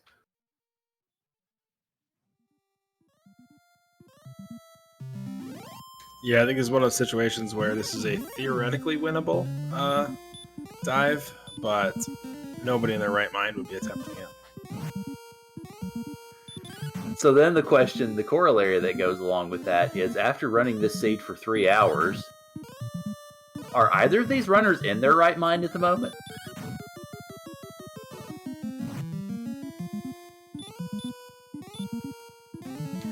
I don't know. I mean, I did 2.5 hours on Monday, and by the end of that, I don't think I had an ounce of joy left. Also, at this point, should we start singing the Gilligan's Island thing, given that we've crossed the 3-hour mark? Yeah.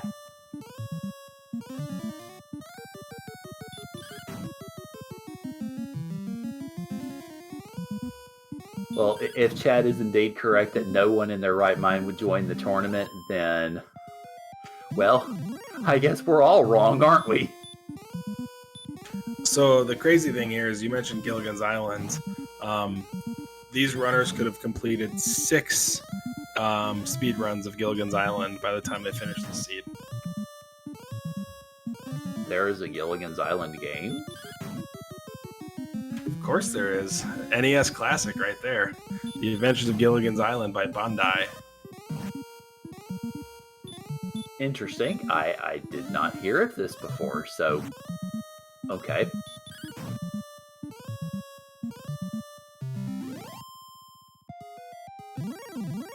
It's up there with like Elmo's Counting Spell. Which is another game I'd never heard of.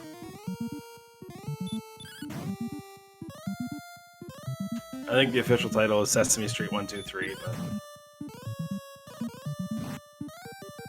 but Fair enough.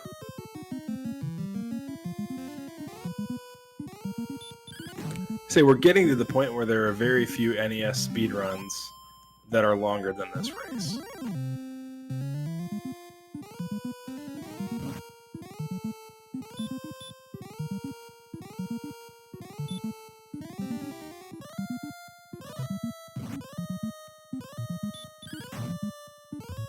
So you said the next level is 19.5. I think we go 3K per Correct. level from this point. 19.5 is the next. All right, so well, we're 1,000 away on Brian's side, and we get to sit on the edge of our collective seats once again and see if 20 is the level. It's not going to take much at this point. I mean, 3 or 4 AP is enough.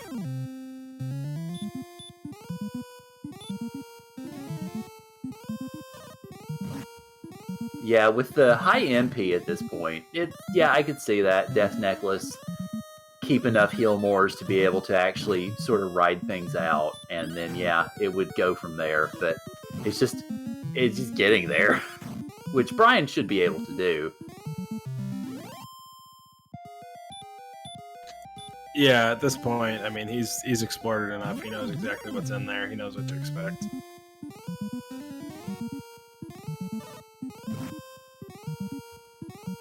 Also, as a little bit of a side note, happy Friday morning to everybody like me who is on Central Time.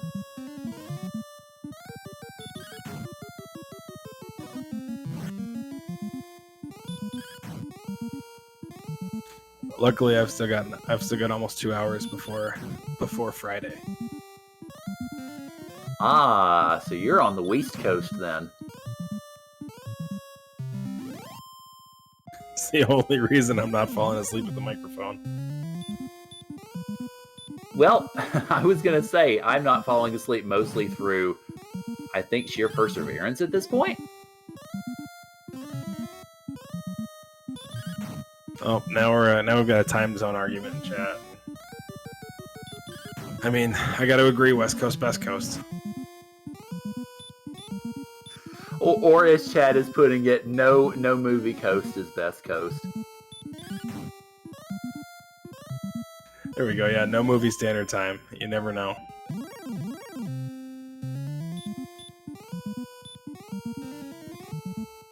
Oh, goodness. Yeah, if nothing else, even if this seed doesn't make history in all the wrong ways, which it sort of kind of has, it at the very least is going to be responsible for a lovely meme. So we can all at least say that we have been part of history tonight.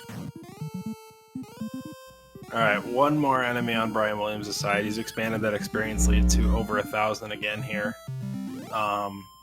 This Star Wyvern will take him to level 20, and with it, some 50-aught strength. Well, let's see for ourselves. Level 20 is 9, 0, 10, 8. So, reasonable strength gain considering what we've seen so far. I think Brian is going to go out, resupply, and I think this will be the dive. That's way more than enough at this point. 158 HP means you're getting doubles even with the Death Necklace. You have... I'm not even going to try the math. I think that's 18 heal mores at this point. 17 swings to win. So you basically have, call it 4.5 heal mores to burn on the dive.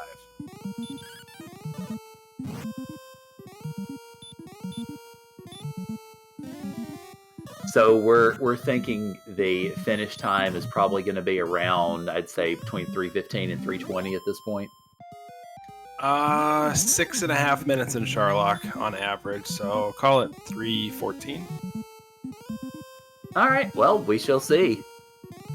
I mean, honestly, you could lose 4 heal mores on this dive easily.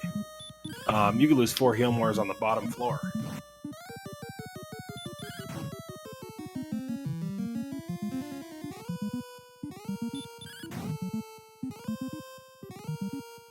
I mean, Fairy Waters would speed this up. Honestly, if he had a full pack of 6 Fairy Waters, he'd bring the swing count down to 14, which would enable 3 more heal mores. He could burn 7 heal mores.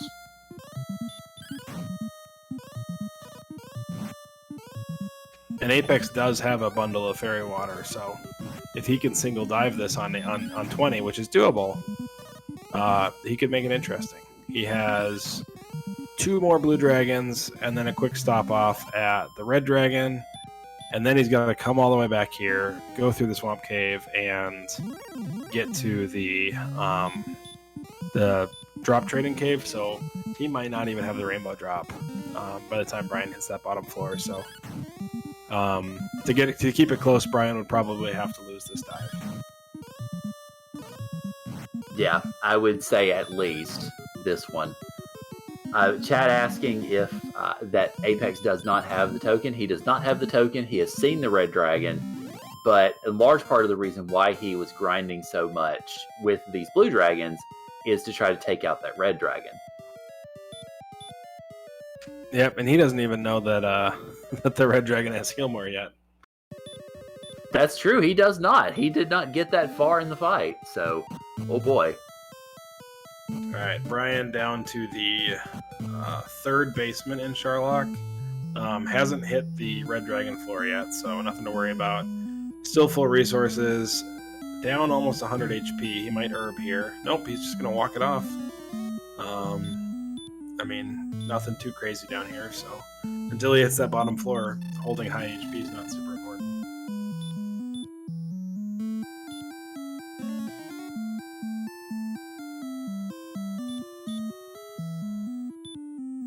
Alright, entering the U-shaped room, Brian is officially in the red dragon zone, and he immediately herbs up because he knows it. On average, you should see, what is it, 2.5 of each enemy? Just under that. So, theoretically, he sees 2 reds, or he just hero walks the entire thing. Yeah, it sure looked like he was going to for a bit, didn't it? That was no encounters on the U and no encounters in the hallway. Immediately herbs up again there too. He does not want to be walking around with less than 140 HP. Here's the red. I mean, he can burn 4 heal mores here without being in trouble. So there you go. He gets away. He'll probably use the rest of his herbs to get back up.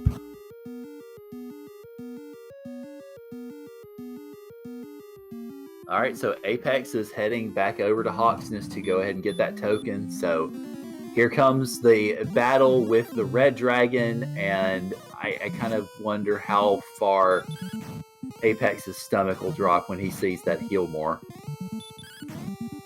I mean, it's not going to be the worst thing in the world because he's got so many resources here that he could deal with the red dragon, see the heal more right here, and then stop spell and keep going.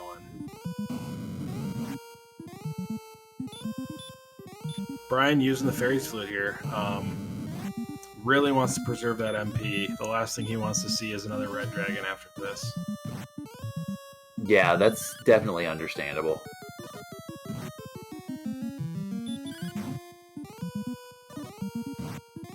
Takes out the golem, uses another herb. He is within 12 HP of full, so he'll talk to the king, the Dragon Lord King, 2 HP off of full. Here we go, first phase the Dragon Lord. I expect him, here he goes. Death Necklace will bring him to 127 attack power in exchange for 25% of his hit points. That'll give him an average of 9.75 against the second phase of the Dragon Lord.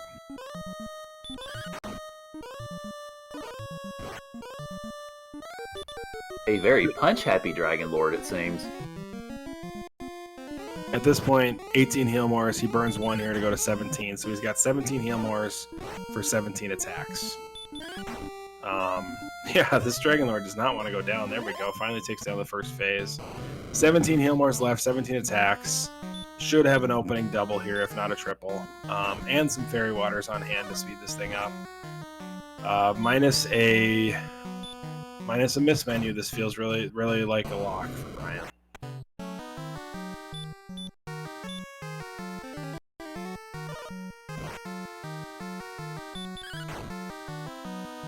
And after 3 hours of seed, there's no way I'm counting this Dragon Lord, so. I think he's at 32 right now. So that'll make it 44.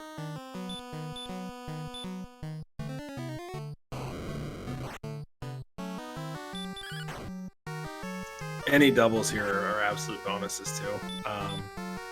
Apex, I believe, just picked up the Rainbow Drop and is on his way to Sharlock now. Yeah, it should be. So 56, that'll bring us up to a nice total. Crazy thing here is a 3 hour and 15-minute seed, and the runners are separated by less than 6 minutes at this point. Oh, yeah. Over because of the armor, but... Yeah, absolutely. So Brian's up to 92. But yeah, it definitely speaks to just how well both of these runners have done, that they are that close after that much time. Yeah, great race by both of these guys. The fact that they can stay in and compete for over 3 hours in this thing without just brain drain is amazing.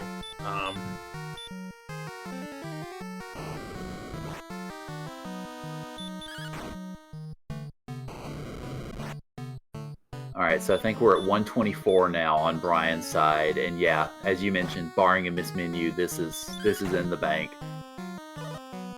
Yeah, I mean, even the narrative of this race was great. Like, you think about it, I mean, Apex with the early metal slime, Brian fighting to try to catch back up, Apex getting to 10 first, enabling Hurt more, and pushing on that.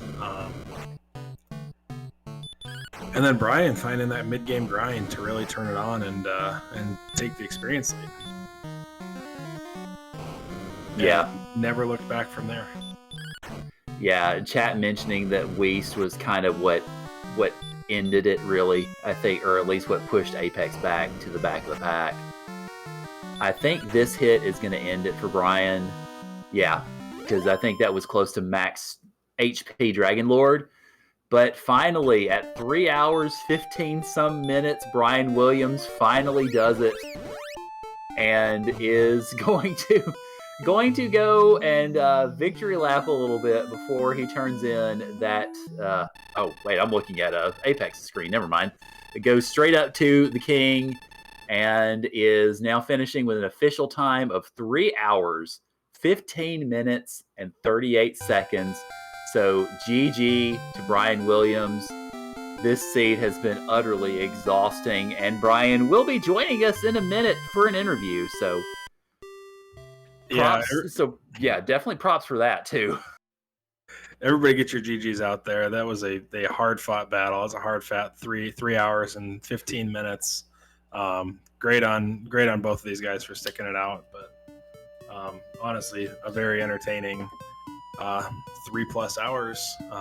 And it's crazy. One person had to emerge victorious, and it was Brian's turn.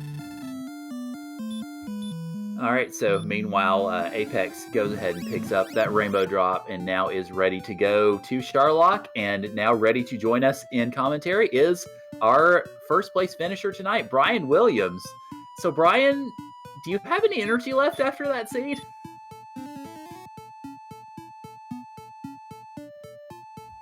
I see your box, Brian, but I don't hear you.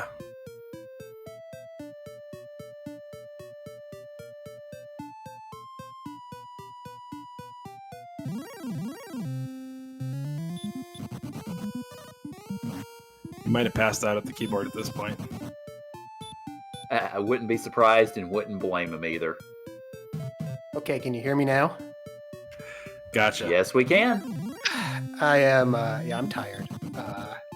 That was the hardest seed I've ever seen, and I couldn't believe at every turn something worse happened. Yeah, that was, I mean, it was just an utter catalog of miseries that y'all had to go through, whether it was werewolves that hurt more, blue dragons with wombo combo, metal slimes with DL2. It seemed like everything that was even remotely around you was pretty much just wanted to murder you all the time. So, yeah, it's props to both of y'all for being able to push through all of this as Apex is about to enter Charlock. It was just insane. So definitely GG's to being able to pull that out. So obviously, first off with that. Yeah, thanks. And GG's to Apex. If Apex is even close to finished with this seed, then that's a job well done. So I guess the start, no towns anywhere. Getting Hand Axe in Cantlin I thought would help me, but it turned out I think I got DL2 breathed by Scorpions like 9 times in a row after I tried to like steal a kill on them. So it was like Magic Wyverns to level 8, I guess. Yeah, I think the point at which I think we most noticed the trouble that you were having early on trying to get levels was, I think, dying to, I think it was the skeletons with, I don't remember if they had Hurt More or DL2 at this point, but I think it was the skeletons that just kept killing you over and over and over and over again.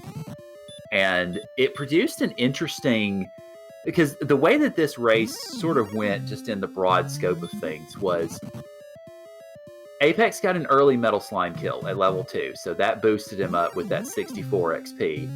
And so he was first to Hurt More at level 10 and began pushing forward from there and got, I think, about 1,000 XP lead on you at one point. But the big moment, I think, that swung this seed back around to where you could even it up and then eventually take the lead yourself was actually both of y'all messed up originally on the coordinate count. Both of y'all went west.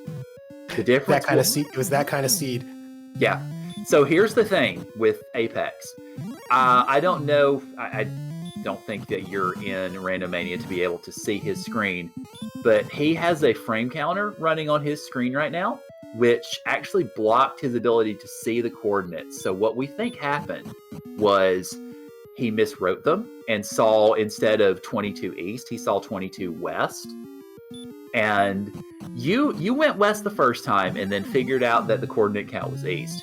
He went west several times trying to search for it until eventually going back to Cantlin, reasserting the coordinates, and then eventually going from there. But that cost him substantial time, through which you were able to catch back up, eventually push a little bit ahead, and then the next big difference came down to y'all's grinds.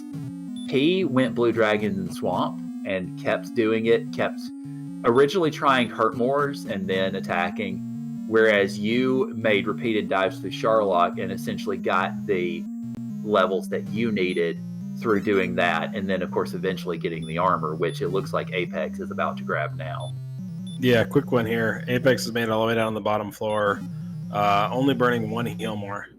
So he should be able to take on Dragon Lord here on this dive, so he's going to single dive it. Brian, I think one thing, as soon as you got hurt more, you settled into a grind just southeast of Cantlin. Green Dragons, Magi Wyverns. That brought your 1,000 XP deficit back almost immediately.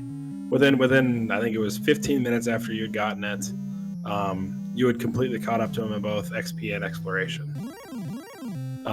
Any thoughts around? I mean, just what do you think there was any really clever spots that you found to grind, or just spots that you felt like you really optimized out of the seed? Or Yeah, I mean, I think, you saw it everywhere outside of the start with Charlock enemies. So once you had Hurtmore, it's just like throwing experience at you. But yeah, I wanted to get heal more. I saw the strength was really low, and I was like, this is going to be a level 16 or 17 or 20 seed. So I just need heal more. I want to be able to survive. I don't want to waste time dying, re-exploring. I want to be able to survive Red Dragons. At the time, I don't think I knew about their DL2 breath. I had gotten away or died to them other ways. But yeah, I just found anywhere with Green Dragons was perfect, or Axe Knights. I was looking for something in that one Hurtmore zone that was really good. And I felt really good about my choice of Charlock grind. You saw me just dive, use all my MP and outside. I didn't really care if I got armor any one dive, because I was really happy with the experience I was getting, and I just didn't want to stop getting experience. Eventually, one of those dives, I committed to it.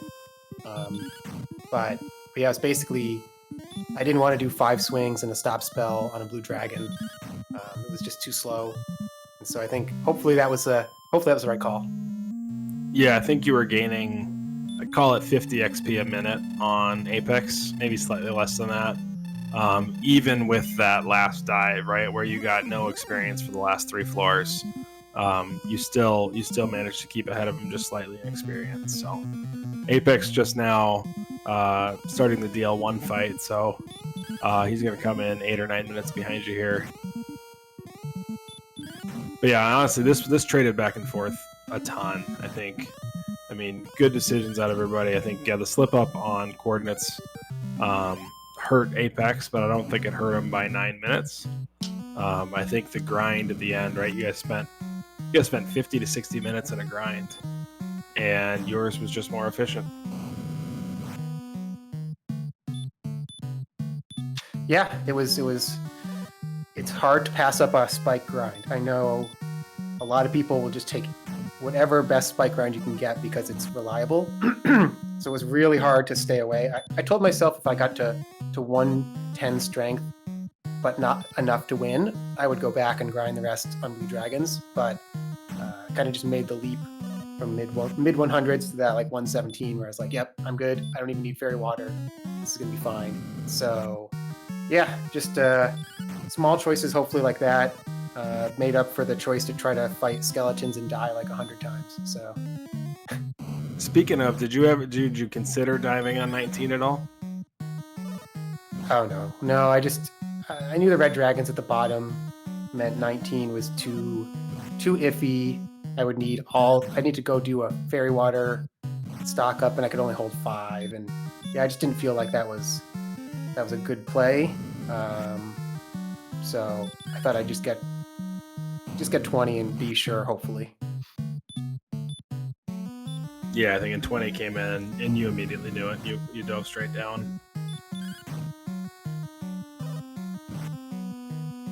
So a lot of frames on Apex's stream. I just joined the channel, and I can see how it might block. Yeah, the east or westwards, right there, and hopefully that wasn't the difference, because that would be I don't know, that'd be a silly way for it to go down. But yeah, good luck on this fight, Apex. You deserve getting out of the seed just like me. Yeah, he's officially rendered over 750,000 frames in this race. So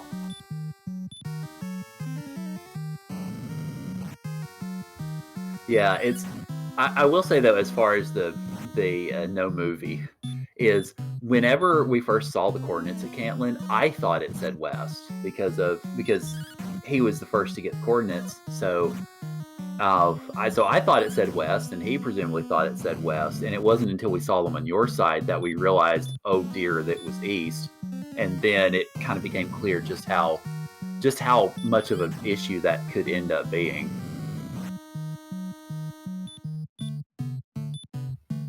Also, on apexcorv's side, he has been getting some awful rolls on these attacks. And he's been regularly rolling toward either the middle or the bottom of his potential on these hits. So what seemed like an almost assured victory is not. He only has one more heal more in the tank after this. And I've not been keeping count, but it's still somewhat dicey. yeah, last Healmore burning off here. We'll see what happens. Ah, there it goes. All right. So the swing to spare. Yeah. So GG's to apexcorv, who is going to return back to Tantagel, turn in his accomplishments to the king, and finish with what looks like a time of about 3:27:30, I think, at this rate. So after all of that, only about a 12-minute difference in the end after a seed that ran almost 210 minutes. So definitely GG's to both of y'all, and we'll see if Apex is up for doing an interview this late, and seeing if we can get his thoughts as well. It's a good thing I told Apex I had a half a bagel and some Tums before this race. I think both of those were excellent choices. So hopefully Apex also, was well equipped somehow to survive this one. The important question is, what was on that? What kind of bagel was that half a bagel? It was a cinnamon raisin with cream cheese and a side of Tums. You didn't sprinkle them on top? No, that was Apex. Like, you just crumble them up and sprinkle them on top, and I was like, well, they would be fruit flavored. It might add something to the bagel, but texture not really there. Make your own. It's just like an everything bagel. And let's welcome in Apex. GG, well fought. Probably the hardest seed that I've seen in a long time, and you guys battled it back and forth the entire time. Any thoughts left after 3.5 hours of playing Dragon Warrior? I mean, that's just your typical grind seed. That was longer than most of them, but sometimes they get a little sticky like that.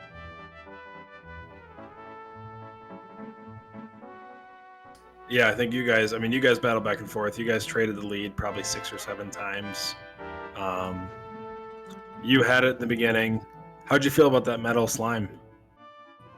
I knew that was going to be a little bit of a bump, but then I saw Cantlin, and then I didn't feel as good. I found Cantlin a little late.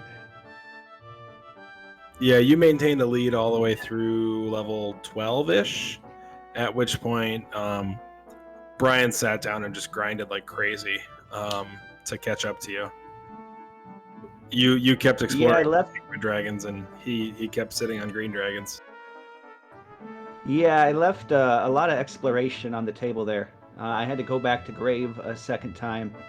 I fought the red dragon like I had Erdrick's armor on. So I'm like, oh yeah, 5 or 6 Healmores were fine. Nope. So there was a bunch of inefficiencies there. And then at the end, forgetting where Raindrop Cave was. Just little things like that. They'll pile up before you know it. Yeah, I think the real big question that I think all of us really want to know the answer to is what's up with no movie? Oh my gosh. So I had background input on when I was typing in into racetime.gg. And unbeknownst to me, that popped up. And that actually screwed up my coordinates count. Because the second coordinate was right under that blue box. And I'm like, no, yeah, that totally says west. But it was east. it fooled me too in commentary, because you found that fairly quickly, and I at that point in time I was alone in commentary booth, and Slammy joined me about a half hour into the race. And yeah, I thought nice, it said west too. Yeah, well, definitely, absolutely, especially considering how lovely this seed was. So yeah, I thought it said west too, and it wasn't until Brian actually found it a little bit later that everybody in the audience saw, holy moly, it was east. Yep. Well, that's just one of those things. I mean, that's not going to happen every day. That's just a weird, random thing where I had background inputs on for the new emulator that I was using, and it popped that up, and it popped it up perfectly in front of the coordinates, I mean, you can't get mad about stuff like that. It just happens. It's interesting. Actually, both you and Brian went west originally for that coordinate check. The biggest difference was he went west once and then figured out that it was east, and you went west a few times, and that started to cut into a lead that you had developed experience-wise. And then from there, it became a much more even contest, which eventually Brian pushed ahead a little bit on a different grind. You did Blue Dragons, and he did repeated Charlock dives, going for experience, and with the at times peripheral goal of going for the armor. Then when the stats got good enough, he made the dive for the armor and then was able to push forward from there. Yeah, I sat on those blues. I knew the difference was going to be what was in Charlock. Unfortunately, there were Axe Knights, there were Star Wyverns, there were things that were wonderful for Hurtmore. So that was a little unfortunate, but I mean, with the blues being right under the castle, and if we weren't sitting in the 80s and 90s of AP for so long, I think that would have panned out a little bit differently. But it's one of those things where you kind of pick a pony and ride it, Yeah, that's understandable, and especially given the sheer duration of the seed that y'all had gone through. It was just, I mean, as I was mentioning in commentary a little bit earlier, you were at a point at some point where you just kind of, what could you do? There really just wasn't much left on the table. Yep, sometimes you get stuck like that. You don't really know what to do. And I knew the red sitting up there was going to be a little mean, so I figured, you know what? Let's just grind to go mode and get everything done quick, because another wipe to that red would have taken out, a good chunk of time that could have equated to half a level, 3/4 of a level, whatever. So it was a play. Didn't quite pan out, but it was tight. 15 minutes over a 3.5-hour seed. That's not bad. Yeah, it was definitely a tribute to both of you. A, that you stuck this out, and B, that in a seed that was 207 minutes long, that your difference in terms of that is about, if my math is working right, about 5%, a little bit more than that. So it definitely speaks to the fact that both of y'all are really good runners and very much deserve to be at this stage in the tournament. So certainly congratulations to you both on sticking this out, on entertaining us so wonderfully this evening, although I can't imagine y'all felt too wonderful about it yourselves. But definitely thank you both for running. Thank you both for entertaining us. And yeah, definitely GG's on that front for both of you. Oh, I just logged on. I was going to ask if y'all had a death counter running. That's wonderful. Well, GG to Brian. You ran a heck of a race. Well done. Thank you to the Restream team, Monsieur Slime, Cami and Renokai, Slamu, and who else we got here? Sorry, I tabbed away. No, I'm Courant. Hi. Oh my gosh, I was scrolled up. Courant, thank you so much for sticking out a 3-hour, 27-minute seed. That's just ridiculous. Yeah, I was gonna say, well, you had a Freudian slip there and said sleep. That I think is what we'll all be doing afterward. Yeah, Apex. Shoot, I'm gonna have a beer. Thank you for a great tourney run. Definitely enjoyable to watch. Sad to see you go. Brian, obviously you've got a match coming up against JJ Schmidt. That's coming up next week. Best of luck to you there. Any thoughts on that quick before we right off the night into the sunset? Yeah, like Apex said, thank you everybody for putting this on. 3.5 hours. GG Apex. You should all follow Apex. He's awesome streamer. Plays lots of randomizers. Fun stream to hang out in. I do it a lot. So I'll see you around for sure. And GG on the tournament.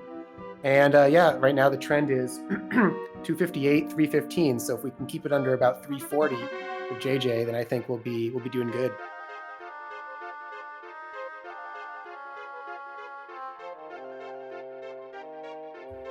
Well, that will certainly be a goal to aspire to whenever y'all go at it. So yeah, just I guess final thoughts for either of you before everybody closes it all down for the night. Just thanks again to everybody who's putting this on, who's working behind the scenes, not just for this stream, but for all of the streams. We have such an insane number of these races that get broadcast, every day and every week. And you can tell that people just love the game. And we've got a fantastic community. So just thanks to everybody involved. Thank you to McGrew. Thank you to everyone in development. I'm going to be playing more of these this weekend. 3.5 hours isn't enough to kick me off this. It's a ton of fun. So thanks to everybody. Well, absolutely. It was great to watch you race. Glad you could join us this evening, and have a good night. Perfect. And with that, as we head out here, quick reminder: we've got 2 matches tomorrow. We've got Smash against Archfield Monk at 9 p.m. Eastern, and then we've got Tilo against Arn Pauly at 10 p.m. Eastern time. We've got 3 matches left after that. We've got DK and Aaron, High Spirits and Manva on Saturday, and then 1 match left to be scheduled. Keep an eye out for that. Just make sure you're following the Discord for channels and any changes to those times. Again, on behalf of Courant and Kemi Renikai and Monsieur Slime and the entire team over here, thank you to you runners for putting on such a great race, and thank you everybody for watching. Have a good night.